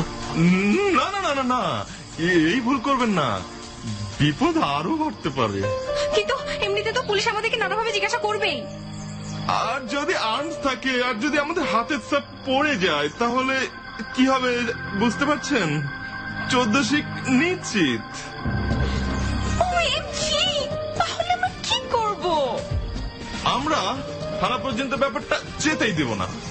কি করতে চাচ্ছেন বলেন তো? কোথাও ভূতে রাখি বা নদীতে ভাসিয়ে দিই। কোথাও পুঁতে রাখতে গেলে তো গর্ত করতে হবে, আর আমার ম্যানিকিউর, ও মাই গড, এটা আরো ঝামেলা। তাহলে তো সবচেয়ে সহজ উপায় নদীতে ভাসিয়ে দেওয়া। চল তাহলে সবাই তাই করি, একেবারে নদীতে ফেলে দিলেই হলো। কোথায় ভেসে চলে যাবে উই উডন্ট ইভেন কেয়ার। না না, আমার মন কেন যেন সায় দিচ্ছে না। যদি হিতে বিপরীত হয়? ম্যানেজার বাবু, আপনি বরং থানায় একটা ফোন দেন, ওরা এসে সুটকেসটা নিয়ে যাক বা খুলে দেখুক। গ্রামগঞ্জের পুলিশ কি এত রাতে আসবে? আচ্ছা, আপনারা যেহেতু বলছেন তাহলে ফোন দিয়েই দেই নাকি? ওয়াসি, বেশি বুঝিস না তো, এটা বেশি বোঝা যায় না। ভেবে দেখ একবার, যদি আমাদের বাসায় খবর যায়, আমাদের কি অবস্থা হবে? OMG! আমি তো ভাবতেই পারছি না। আরে বাসা পর্যন্ত খবর কেউ দেবে না। আমার পড়াশোনা একেবারে বন্ধ করে দেবে। কথা বলিস না তো তোরা। রাত প্রায় 3টার দিকে সমীরকে সঙ্গে নিয়ে ওরা জঙ্গলের ভেতর দিয়ে একটা রাস্তা ধরে নদীর পাড়ের দিকে হাঁটা শুরু করলো। ওদের হাতে টর্চ, ঘুটঘুটে অন্ধকার, শুনশান নীরব রাত, চারিদিকে ঝিঝি পোকার এক টানা ক্লান্তিহীন আর্তনাদ। দূর থেকে জোনাক পোকার হঠাৎ হঠাৎ জ্বলে ওঠার আলো বিন্দু বিন্দু হয়ে ওদের চোখে ধরা দিচ্ছে। পাহাড়ি রাস্তায় ওদের পায়ের চটির মচমচ শব্দ ওদের কানেই বড় বেশি আওয়াজ বলে মনে হচ্ছে। সুটকেস সমীরের মাথায়। উপজাতিরা ভীষণ কর্মঠ হয়। পাহাড় থেকে মোটা মোটা গাছ কেটে ওরা পায়ে হেঁটে পাহাড়ি এবড়ো থেবড়ো পথ বেয়ে শহর পর্যন্ত চলে যায়। কাজেই সুটকেসের ওজনে সমীরকে হাঁটতে কোনো বেগই পেতে হচ্ছে না। নদীটা গেস্ট হাউস থেকে দেখতে কাছে মনে হলেও এখন 5 বন্ধুর কাছে মনে হচ্ছে ওরা হেঁটেই চলেছে, পথ আর শেষ হচ্ছে না। ওদের মনে একটা অজানা ভয় কাজ করছে। সব সময় অ্যাডভেঞ্চার সুখকর নয়, এটা হাতে নাতে প্রমাণিত। শুনশান রাতে স্বাভাবিকভাবে কথা বললে মনে হয় জোরে কথা বলা হচ্ছে। তাই অলি ফিস ফিস করে আপনকে বলল,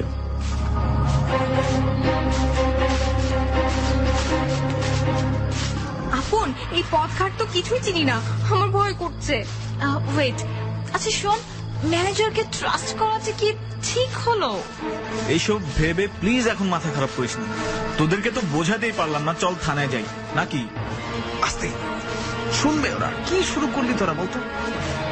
কই আপনারা পা চালান, এই তো চলে এসেছি, আর 5 মিনিট। আচ্ছা আমরা তো হেঁটে এলাম কেন? শর্টকাট কোনো রাস্তা ছিল না? এখানকার নদীর পানি অনেক গভীর, আর যা স্রোত, সুটকেস তো এক ধাক্কায় ভেসে যাবে। আপনি ঠিক এই ঘাটটাতেই যে নিয়ে এলেন, এ কাজ কি আগেও কয়েকবার করেছেন? না না, কি যে বলেন, আগে আসবো কেন? এই প্রতিদিন তো আমাকে এই রাস্তা দিয়েই বাসায় যেতে হয়, আর তাই তো আমি সবকিছু ভালো করে চিনি।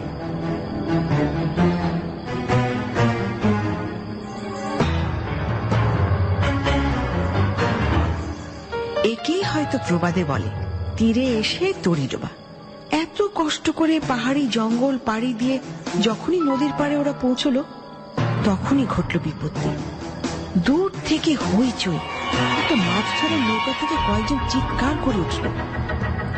তারপরেই সমানে টর্চ লাইটের আলো ওদের চোখে মুখে ধরে ডাকাত ডাকাত বলে চিল্লাতে শুরু করলো।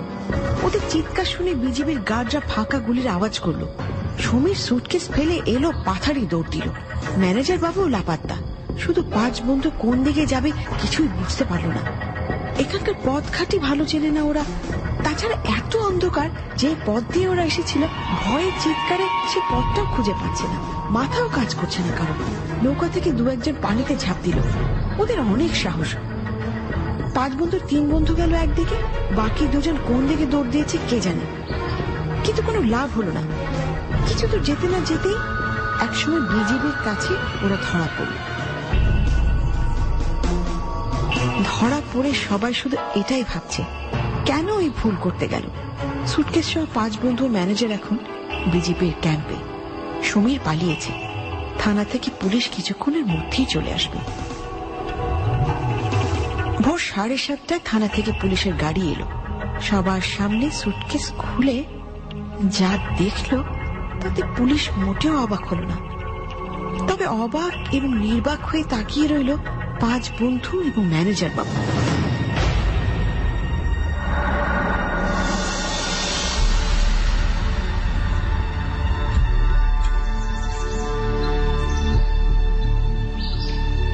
আচ্ছা ম্যানেজার বাবু, সুটকেসের উপর এদের সবার নামই তো লেখা ছিল। জি স্যার, আমি আর কিচ্ছু জানি না স্যার, আমার কোনো দোষ নেই। আর আপনারা দাবি করছেন এই সুটকেসটা আপনাদের নয়, তাই তো? আমরা তো বুঝতেই পারছি না আমাদের নাম কে এবং কেন এখানে লিখে দেবে, আমাদেরকে কেন জড়ানো হচ্ছে। ওকে, যদি তাই হয় তাহলে আপনারা সুটকেসটা নিয়ে নদীতে ফেলতে গিয়েছিলেন কেন? আমরা প্রথমে যেতে চাইনি, ওই ম্যানেজার বাবুই আমাদের বুদ্ধি দিল, তাই। স্যার স্যার, আমি এই বুদ্ধি দেই নেই, বরং ওরাই আমাকে ভয় দেখিয়ে জোর করে এই এত রাতে। আমি জানতাম আপনি এরকমটাই করবেন, সেই জন্যই বারবার বলছিলাম থানায় ফোন দিতে, থানায় ফোন দিতে। বিপদ দেখে এখন ঠিক উল্টে গেলেন তো। চলুন থানায় চলুন, থানায় গেলেই সব পরিষ্কার হয়ে যাবে। দেখুন, থানায় আমরা যাব, তবে আমরা কি আমাদের গার্জেনের সাথে একটু কথা বলতে পারি? কেন, ওপর লেভেলের কাউকে দিয়ে ফোন করাবেন নাকি? ওসব হবে না, আগে চলুন। দেখুন, আমরা শুধুই অ্যাডভেঞ্চারের জন্য এখানে এত দূরে বেড়াতে এসেছি। এই লাশ বিষয়ে আমরা কিছুই জানি না, সত্যি বিশ্বাস করেন। আপনাদের মতো এই ইয়াং ছেলেপেলেরাই এরকম অল্প বয়সের মেয়েদেরকে রেপ করাটাকেও অ্যাডভেঞ্চার বলেই মনে করে। আপনি অযথা বাজে বকছেন, আমরা সেই ধরনের ছেলে মেয়ে নই। সেটা পুলিশের আপ্যায়ন খেলেই বোঝা যাবে।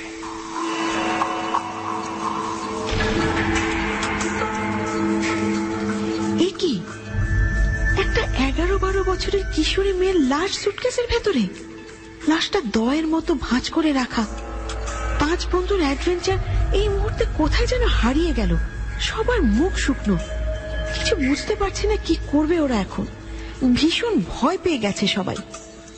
আকাশ বলল, কি করব, বাসায় জানাবো? পুরো ঘটনা না জেনে অযথা টেনশন চারিদিকে ছড়িয়ে দিতেও ভরসা পাচ্ছে না। তারপর 5 বন্ধুকে নানা ভাবে জিজ্ঞাসাবাদ করা হলো, কিন্তু ওরা বারবার একই কথা বলছে, এই খুন সম্পর্কে ওরা কিছুই জানে না। তবে পুলিশের ধারণা এটা রেপ কেস হবে। চাকরির বয়স তো কম হলো না, এরকম কেস বহু দেখেছে। পোস্টমর্টমের রিপোর্ট না আসা পর্যন্ত ওদের রিমান্ডে দেওয়াও যাবে না। তারপর এদের পরিবারের খোঁজ নিয়েও দেখা গেছে যে এরা সবাই খুব ভালো ফ্যামিলির। তারপর একটা খটকা থেকেই যাচ্ছে, সুটকেসের উপর ওদের নাম ও ফোন নাম্বার। তবে এটাও ঠিক, খুন যদি ওরা করে তবে নাম ও ফোন নাম্বার কেন রাখবে? বেশি চালাকি করে? যাই হোক, ম্যানেজার বাবু এবং সমীরও সন্দেহের বাইরে নয়। ওদেরও জানানো হয়েছে যেন পুলিশকে না জানিয়ে কোথাও না যায়। অবশেষে পোস্টমর্টমের রিপোর্ট হাতে এলো। পুলিশ খুবই অবাক হলো, কারণ রেপ কেস নয়, মেয়েটি ভয়ে হার্ট ফেল করে মারা গেছে। সব ধরনের তদন্ত করে দেখা গেছে ছেলেগুলো যেদিন রানীক্ষং গেস্ট হাউসে এসেছে তার 2 দিন আগে মেয়েটি মারা গেছে। অর্থাৎ ওদের সঙ্গে হয়তো এই খুনের কোনো যোগসূত্র সত্যিই ছিল না। তাই ওদের জামিন হয়ে গেল। তবে কেসের স্বার্থে কোনো প্রয়োজন না হলে আবার ডাকা হবে। এবার সন্দেহটা বেশি পড়ছে ম্যানেজার বাবুর উপর। হয়তো উনি মুখ খুলছেন না। এই অপরিচিত জায়গায় কেবল ম্যানেজার বাবুই ওদের ফোন নম্বরগুলো জানতেন, কিন্তু হাতের লেখা অন্য কথা বলছে। যাই হোক, অনেক তদন্ত করার পর এবং বিশেষভাবে ম্যানেজার বাবুর উপর নজরদারি করে তাকে গ্রেফতার করা হলো। রিমান্ডে নেয়ার পর ম্যানেজার বাবু মুখ খুললেন।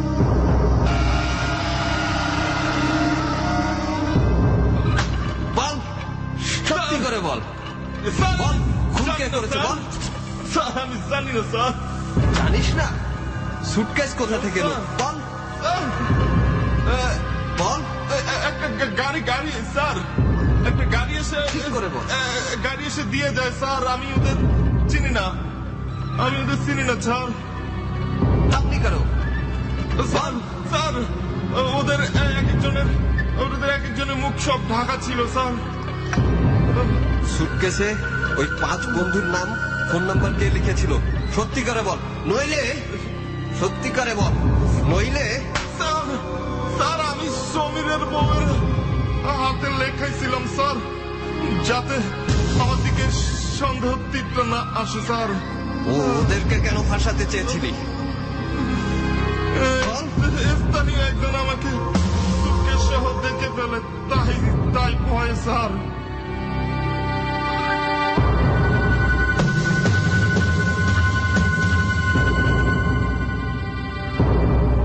বছরে 2-3টা সুটকেস তার এখানে আসে। তিনি সুটকেসগুলো নদীতে ভাসিয়ে দেন। কখনো খুলে দেখেন না, কারণ খুলে দেখা তার বারণ আছে। কিন্তু এবার টাইমিংটা গরমিল হয়ে গেছিল। তাছাড়া স্থানীয় লোকদের নজরে পড়া নিয়েও ম্যানেজার ঘাবড়ে গেছিল।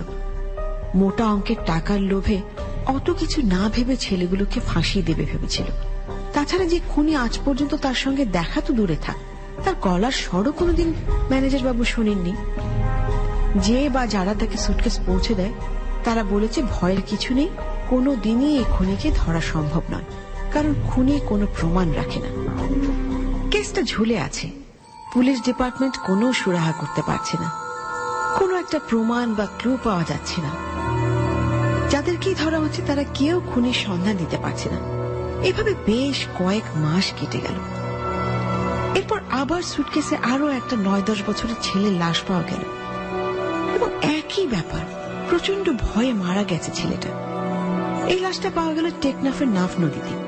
তারপর আরেকটা লাশ কক্সেস বাজারে, আবারও আরেকটা লাশ পতেঙ্গায়।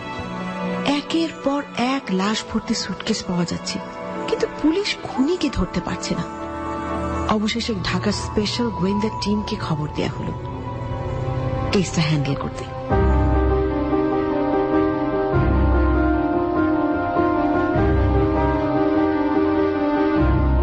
আসুন আসুন আরাফাত সাহেব। Thank you sir. স্যার আমি ওই খুনের প্রতিটা কাগজপত্র আবার নতুন করে স্টাডি করতে যাচ্ছি। আমিও সমস্ত ফাইল আলাদা করে রেখেছি। গত মাসে যে লাশটা পাওয়া গেছে তার পোস্টমর্টেম রিপোর্ট বলছে ছেলেটি বিষাক্ত সাপের কামড়ে মারা গেছে। সত্যিই অদ্ভুত স্যার। ও আরেকটা কথা, এই লাশটাতে একটা অদ্ভুত নমুনা পাওয়া গেছে। কি সেটা স্যার? ছেলেটির মাথার পেছনে কিছু রং পাওয়া গেছে। স্যার ওই নমুনাটা আমার চাই। ঠিক আছে চলুন। স্যার রিপোর্টে লেখা আছে এই রংটা আসলে জাপানিরা বেশি ব্যবহার করে, এটাকে বলে চারকোল, আর জাপানিরা স্থানীয় ভাষায় এটাকে বলে হলো সুমি।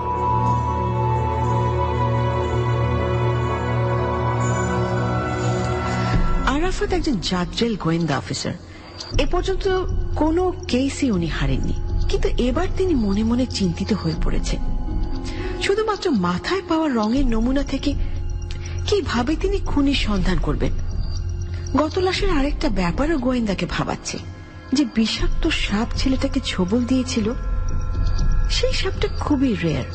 তিনি অনেক খোঁজ নিয়ে জেনেছেন সাধারণত পাহাড়ি এলাকায় এই সাপটা পাওয়া যায়। তার মানে খুনির পাহাড়ি এলাকায় একটা বিশাল জাল রয়েছে। চট করে চাইলেই কেউ এই বিষাক্ত সাপ জোগাড় করতে পারে না। তাছাড়া খুনি যে সুটকেসগুলো ব্যবহার করছে সবই বিখ্যাত ব্র্যান্ডের পণ্য। যদি আমাদের দেশেগুলো পাওয়া যায় আশ্চর্য লাগছে। তবে এইটুকু তিনি আঁচ করতে পারছেন যে এই খুনের সঙ্গে জড়িত সে খুব ঠান্ডা মাথার খুনি। খুনি দেশের বর্ডার এলাকাগুলোতে সুটকেসগুলো পাঠাচ্ছে এবং ভয় দেখিয়ে খুন করছে। হঠাৎ ফোনের রিংটোনে অফিসারের চিন্তায় ব্যাঘাত ঘটালো। হ্যালো হ্যালো, আরাফাত সাহেব, আপনি এক্ষুনি একবার থানায় আসুন। আপনার পুরো টিমটাকে নিয়ে আসুন। জি জি আসছি। হ্যাঁ আসুন। শুনুন, আজ ভোরের দিকে ধানমন্ডি লেকের জাহাজবাড়ির পেছনে যে লেকটা আছে, সেখানে কয়েকজন পথচারী একটা সুটকেস দেখে। লোকজন তারপর দুর্গন্ধ পেয়ে পুলিশকে খবরটা জানায়। আমাদের লোকেরা সুটকেসটা খুলে দেখে একটা লাশ সুটকেসের ভেতরে আছে। লাশটার পচনও ধরেছে। পোস্টমর্টমে কি পাঠানো হয়েছে? না না, এখনো পাঠাইনি। আপনি যদি বিশেষ কিছু ধরতে পারেন, তাই আপনাকে ডেকে পাঠানো। জি স্যার, আমি দেখছি।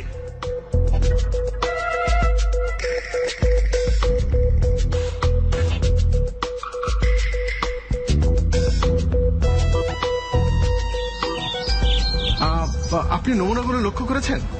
আমার মনে হচ্ছে খুনি কোনো ঝামেলায় পড়ে ওই সুটকেসটা দূরে কোথাও পাঠাতে পারেনি। মেয়েটির হাতের কাটা আঙ্গুলটাতেও কিন্তু শুকনো রং লেগে আছে। স্ট্রেঞ্জ, তাই না? স্যার, সুটকেসটার এই ছোট গোপন পকেটটাতে একটা কার্ড পাওয়া গেছে। কই দেখি তো। কার্ডে তো দেখছি নিউ মার্কেটের ঠিকানা দেওয়া। আচ্ছা চলুন ওই দোকানে গিয়ে খোঁজ করি।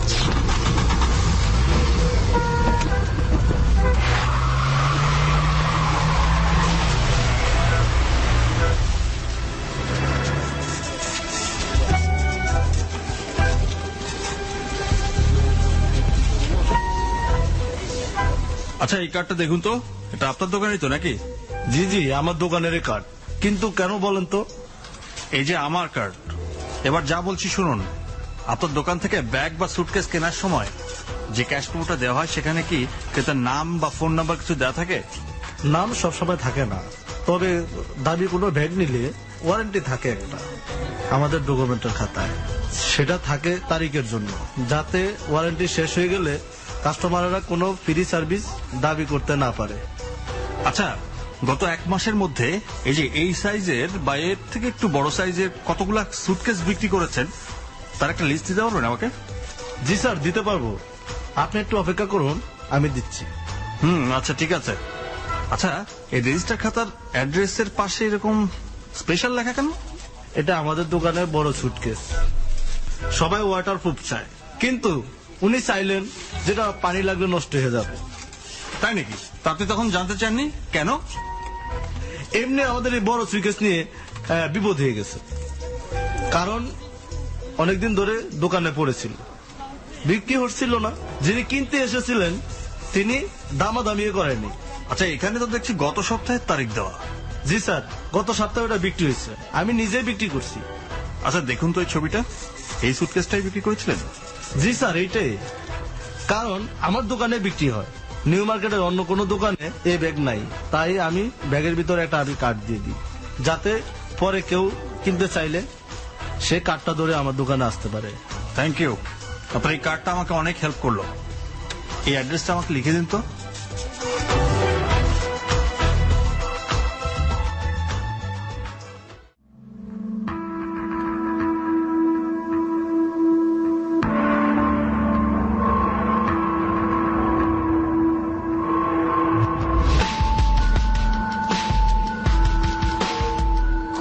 জানেই না সুটকেসের ভেতরে একটা কার্ড ছিল, জানলে অবশ্যই সরিয়ে ফেলত। গোয়েন্দা অফিসার মনে মনে খুশি হল, তবে খোঁজ খবর নেওয়ার পর তিনি বিরক্ত হয়ে গেলেন। দেখ, পুরো ঠিকানাটাই ভুয়া, এই নামে এই ঠিকানায় কোনো লোকই নেই, অর্থাৎ খুনি আবার চোখে ধুলো দিয়েছে। তবে এটা বোঝা যাচ্ছে রঙের সাথে খুনি রিলেটেড, কারণ প্রত্যেকটা খুনের বেশিরভাগ হিস্ট্রিতেই কোনো না কোনো রং নমুনা হিসেবে ছিলই। ফোন নাম্বারটা ইনভ্যালিড, তবে সিম নাম্বারটি নিয়ে খোঁজ করে দেখা গেল প্রায় 9 বছর আগে ঢাকা ইউনিভার্সিটির একটা স্টুডেন্ট এই সিম কার্ডটা কিনেছিল। কাগজপত্রে যার নাম দেয়া সে ঠিকানা ধরে অফিসার ইউনিভার্সিটির হলে গিয়ে পুরনো কাগজপত্র ঘেঁটে সেই ছাত্রের ঠিকানা বের করে তার বাসায় গিয়ে শোনেন তিনি দেশ ছেড়েছেন বছর 5 আগে। তিনি এখন থাকে ক্যালিফোর্নিয়াতে এবং তিনি একজন আর্টিস্ট। তারপর সেই বাড়ির লোকের কাছে অনুরোধ করে আর্টিস্টের মেইল অ্যাড্রেস নিয়ে আসেন অফিসার। সিম কার্ডের সেই স্টুডেন্ট তুষার সাহেব এখন লস অ্যাঞ্জেলেসের ক্যালিফোর্নিয়াতে সেটেল। কিন্তু যতটা আশা আরাফাত সাহেব করেছিলেন তার চেয়ে অনেক বেশি হতাশ হতে হলো তাকে। তুষার সাহেব মেইলে জানিয়েছেন যে সিম নাম্বারটা তার বলে ধারণা করা হচ্ছে এটা উনি কখনো ব্যবহার করেননি। সেই সময় সিম নাম্বারের শেষ ডিজিটের 132 নাম্বারের দুটো সিম কার্ড তিনি কিনেছিলেন বলে তার নামেই রেজিস্ট্রেশন করা হয়েছে। তখন একটা ফ্রি অফার চলছিল বলে তুষার সাহেব একটা সিম অর্থাৎ এই নাম্বারটা তার রুমমেটকে দিয়েছিলেন গিফট হিসেবে। আর তার সেই রুমমেটের অ্যাড্রেস এখন তার জানা নেই। তবে তিনি এইটুকু জানেন যে ফ্রান্সে যে এক্সিবিশন হচ্ছে সেখানে সে আসবেই, কারণ সেখানে দেশ বিদেশের বিখ্যাত সব ছবি তিনি কালেক্ট করেন, এটা তার হবি। তাহলে কি এই কেসের মোড় অন্যদিকে ঘুরে যাবে?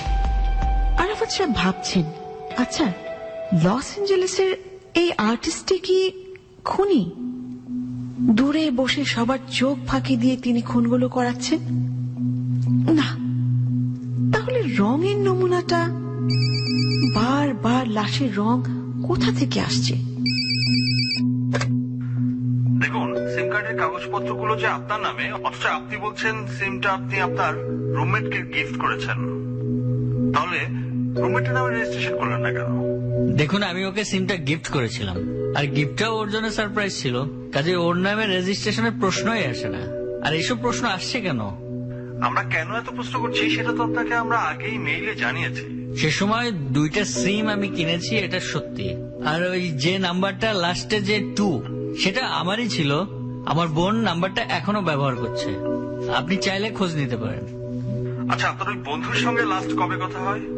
এই তো মাস দেড়েক আগে, ফ্রান্সের ওই এক্সিবিশনটা নিয়েই। আমার ছবি যাচ্ছে কিনা, আমি যাব কিনা, এইসব জানতে চেয়েছিল। আচ্ছা, আপনার বন্ধু যে এক্সিবিশনে যাবে এটা আপনি শিওর? জি, ছবি সংগ্রহ করা এসআর এর একটা হবি। দেশ বিদেশের নানা ছবি তার সংগ্রহে আছে। আর আপনারা যে বিষয় নিয়ে ওকে সন্দেহ করছেন, আমার মনে হচ্ছে আপনার কোথাও ভুল হচ্ছে। সেটা যথাসময়ে বোঝা যাবে। আপনার সাহায্যের জন্য ধন্যবাদ।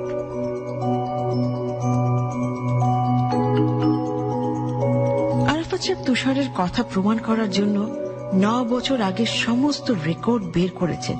আর তখনই তার মনে হলো বাকি আর একটা নাম্বারের রেকর্ড থেকে অনেক কিছু পাওয়া সম্ভব। গত 1 মাসের রেকর্ড থেকে দেখা যাচ্ছে একটা 3টি নাম্বারে ফোন করা হয়েছে, আর একটা বাইরের নাম্বারে। বাইরের নাম্বারটা ফ্রান্সের। আরাফাত সাহেব ফ্রান্সে যোগাযোগ করে জানতে পারলো প্রয়োজন মতো এই নাম্বার থেকে যোগাযোগ করা হয়, আর তাদের দরকার পড়লে লোক পাঠাতে হয়।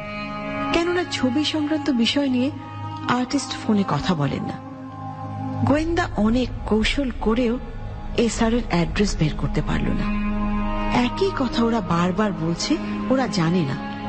সমস্ত হিসাব নিকাশ করে গোয়েন্দা আরাফাত সাহেব ভাবছেন এবার একটা প্রমাণের অপেক্ষা। খুনিকে খুব তাড়াতাড়ি ধরা পড়তে হবে। মনে মনে আরাফাত সাহেব সব গুছিয়ে নিয়েছে।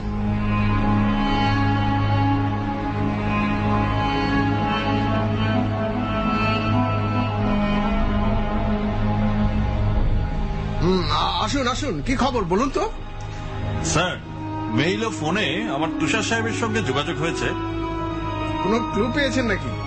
আসলে ঠিক ক্লু নয়, এবার মনে হচ্ছে খুনি ধরা পড়বে, কারণ তুষার সাহেবের তথ্য অনুযায়ী যাকে আমরা সন্দেহ করছি তিনি যদি ওই একই আর্টিস্ট এসআর হন, তবে অবশ্যই ফ্রান্সের এক্সিবিশনে তিনি যাবেন, কারণ তিনি বিভিন্ন দেশে ছবি পাঠান। আর ফ্রান্সের এক্সিবিশনে এসআর যে যাবে তুষার সাহেব এটা জানেন। কাজেই আমরা প্রথমে এয়ারপোর্ট এবং পরে ইমিগ্রেশনের পয়েন্টগুলোতে বিশেষ টিম নিয়োগ করব। ওকে, অল দ্য বেস্ট।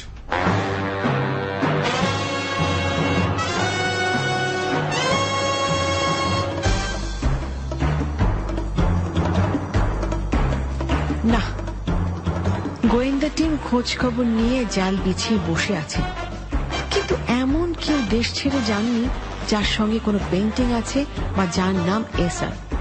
অফিসার বুঝতে পারছে না কেসটা নিয়ে কোন দিকে এগোবে। কখনো কখনো মনে হচ্ছে খুনিকে খুব সহজেই ধরা যাবে, আবার কখনো মনে হচ্ছে কেসটা শুধু অতলেই তলিয়ে যাচ্ছে। এমন সময় মোবাইল ফোনটা বেজে উঠল। হ্যালো, জি সাব্বির সাহেব বলুন। স্যার আমরা একজন স্প্যানিশ লোককে বিমানবন্দরে আটক করেছি এবং ওনার সঙ্গে একটা বিশাল সাইজের পেন্টিং। আপনি এক্ষুনি আসুন স্যার। তাই নাকি? ঠিক আছে, আমি এখনই আসছি।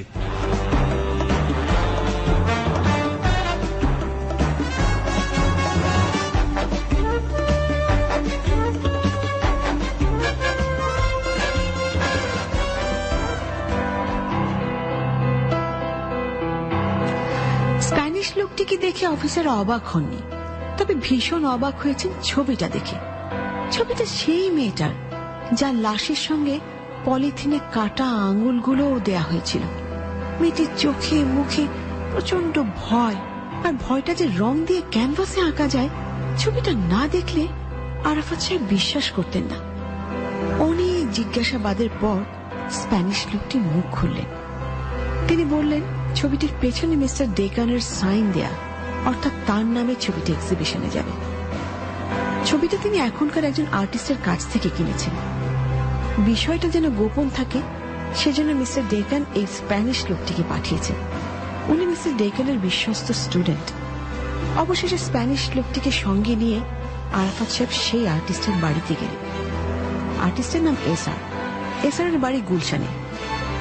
ছোটখাটো একটা সাধারণ বাড়ি। যিনি দরজা খুলে দিলেন তিনি এসআর। ভদ্রলোকের গায়ের রং তামাটে, চোখগুলো কেমন ধূসর, দেখে মনে হচ্ছে ওনার ঘুম ঠিক মতো হয় না। তবে উনি চমকে গেলেন না।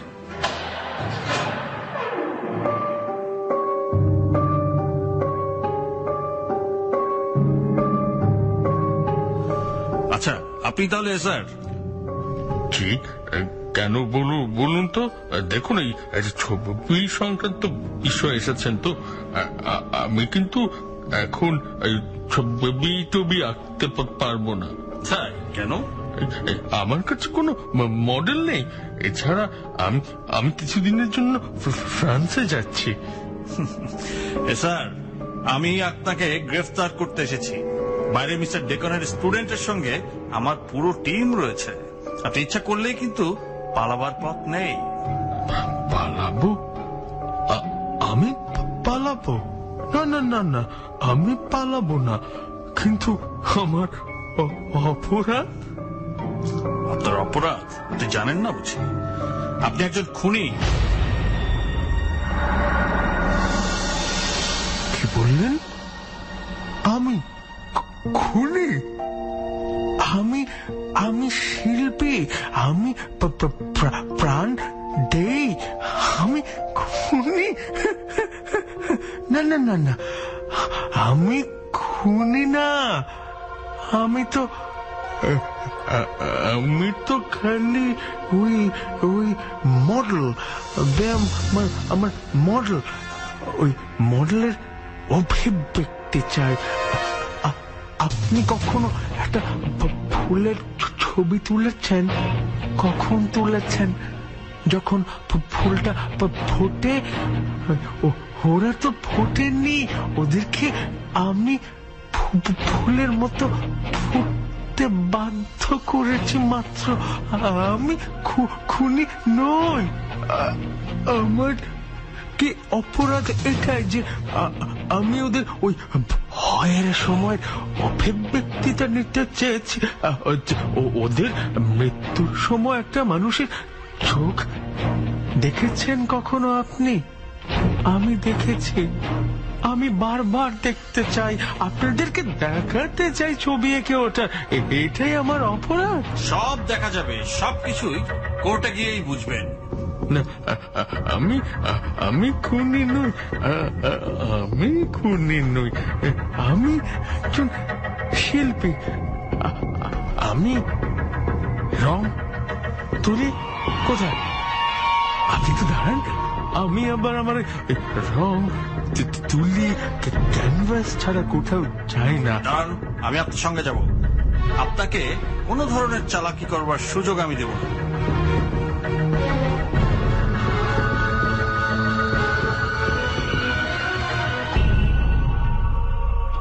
ড্রয়িং রুম থেকে বারান্দার দিকে যেতে একটা সিঁড়ি মতো, যা দিয়ে নিচে নামা যায়, অর্থাৎ এসআরের একটা গোপন ঘর নিচে রয়েছে।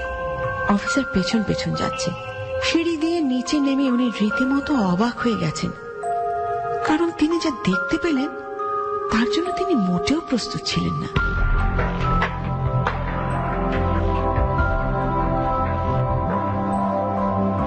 অপূর্ব সুন্দর একটা বিশাল হল ঘর দেখে মনে হচ্ছে এটা আর্ট গ্যালারি। অসংখ্য পেইন্টিং দেয়াল জুড়ে, আর প্রচুর রং তুলি ছড়ানো ছিটানো, আর গ্যালারির ডান পাশে একটা ছোট্ট স্টোর রুম মতো, যার মধ্যে রয়েছে বিশাল বিশাল সাইজের ক্যানভাস আর সুটকেস। আরাফাত সাহেব কৌতূহল চেপে রাখতে পারলেন না। সর্বনাশ, আপনি শুধুমাত্র ছবি আঁকার জন্য এতগুলা খুন করেছেন? আমি তো আপনাকে বলেছি, আমি ইচ্ছে করে খুন করিনি। আমি শুধু ভয় দেখাতে চেয়েছিলাম, কিন্তু ভয়ের সময় মানুষের যে পরিবর্তন হয় না, সেটাই আমি আঁকতে চেয়েছি। কিন্তু প্রতিটা বাচ্চা তো ভীতু না, খালি হার্ট অ্যাটাক করে মারা যেতে থাকে। আমি তখন কি করব? তাই লাশগুলোকে সরানোর জন্য ওই সুটকেসের কথাতে মাথায় এসেছে। তাই বলে আপনি একটার পর একটা এরকম ক্রাইম করেছেন? আমি কি করবো? আমি তো ভেবেছিলাম ওই ছবি একা বাদ দিয়ে দেব, কিন্তু প্রথম ছবিটা এত মানুষ সম্মানিত করলো না, আমি আসলে লোভটা ছাড়তে পারিনি। আমি তো শুনেছি যতদূর সম্ভব আপনি ছবিতে আপনার সাইনটাও কখনো দেন না। তাহলে কি টাকার জন্য নিজের সাইনটাও বিক্রি করে দেন? আমি কখনোই ডান হাতে তো ছবি আঁকি না। যারা ক্লায়েন্ট তারা জানেন আমি লেফট হ্যান্ডেড। পৃথিবীর এমন কোন সাইন নেই যা আমি লেফট হ্যান্ডে নকল করতে পারি না। এ পর্যন্ত যারাই আমার কাছ থেকে ছবি কিনেছেন না, তাদের সাইনটাই আমি করে দিই। স্ট্রেঞ্জ, আপনি ছবিও আঁকেন বাম হাতে? জি।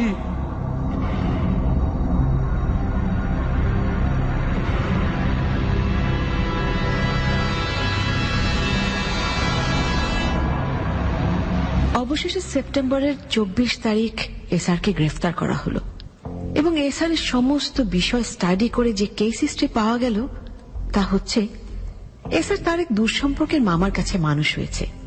ছোটবেলা থেকেই ছবি আঁকার ঝোঁক ছিল এবং সবার লেখা নকল করতে পারতেন।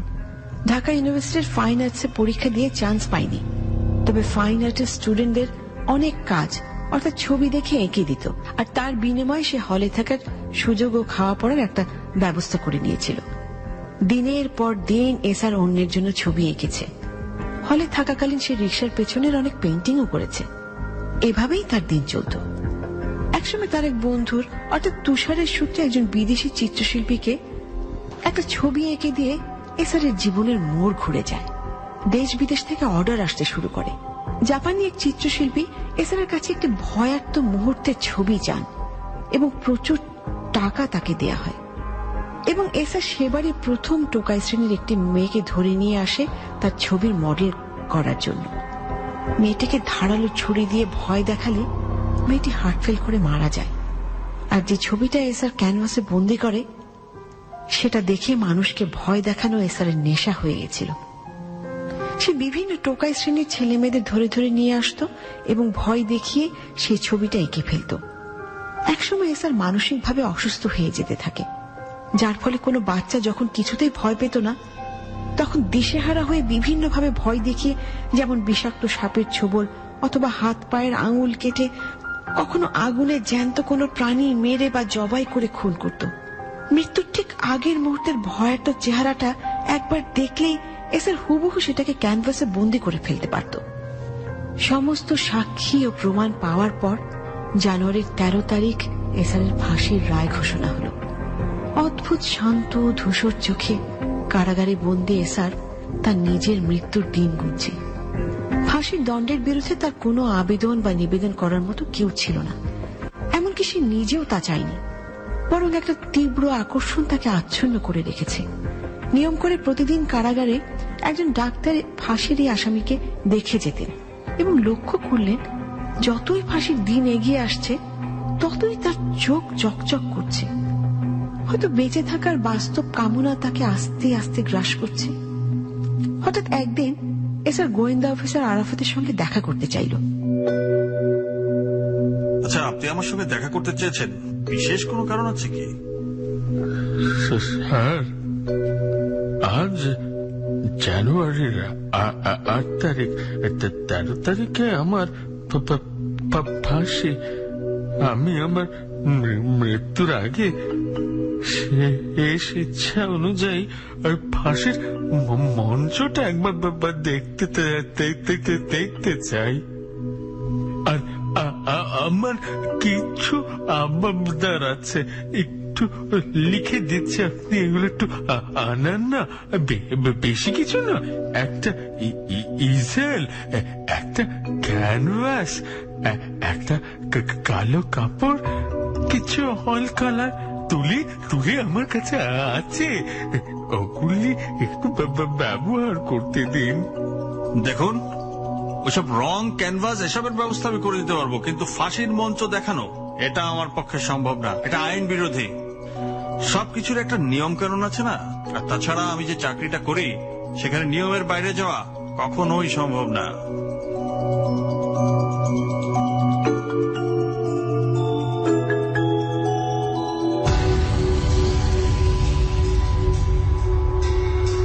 নয় তারিখ ভোরে এসআর একটা স্বপ্ন দেখল।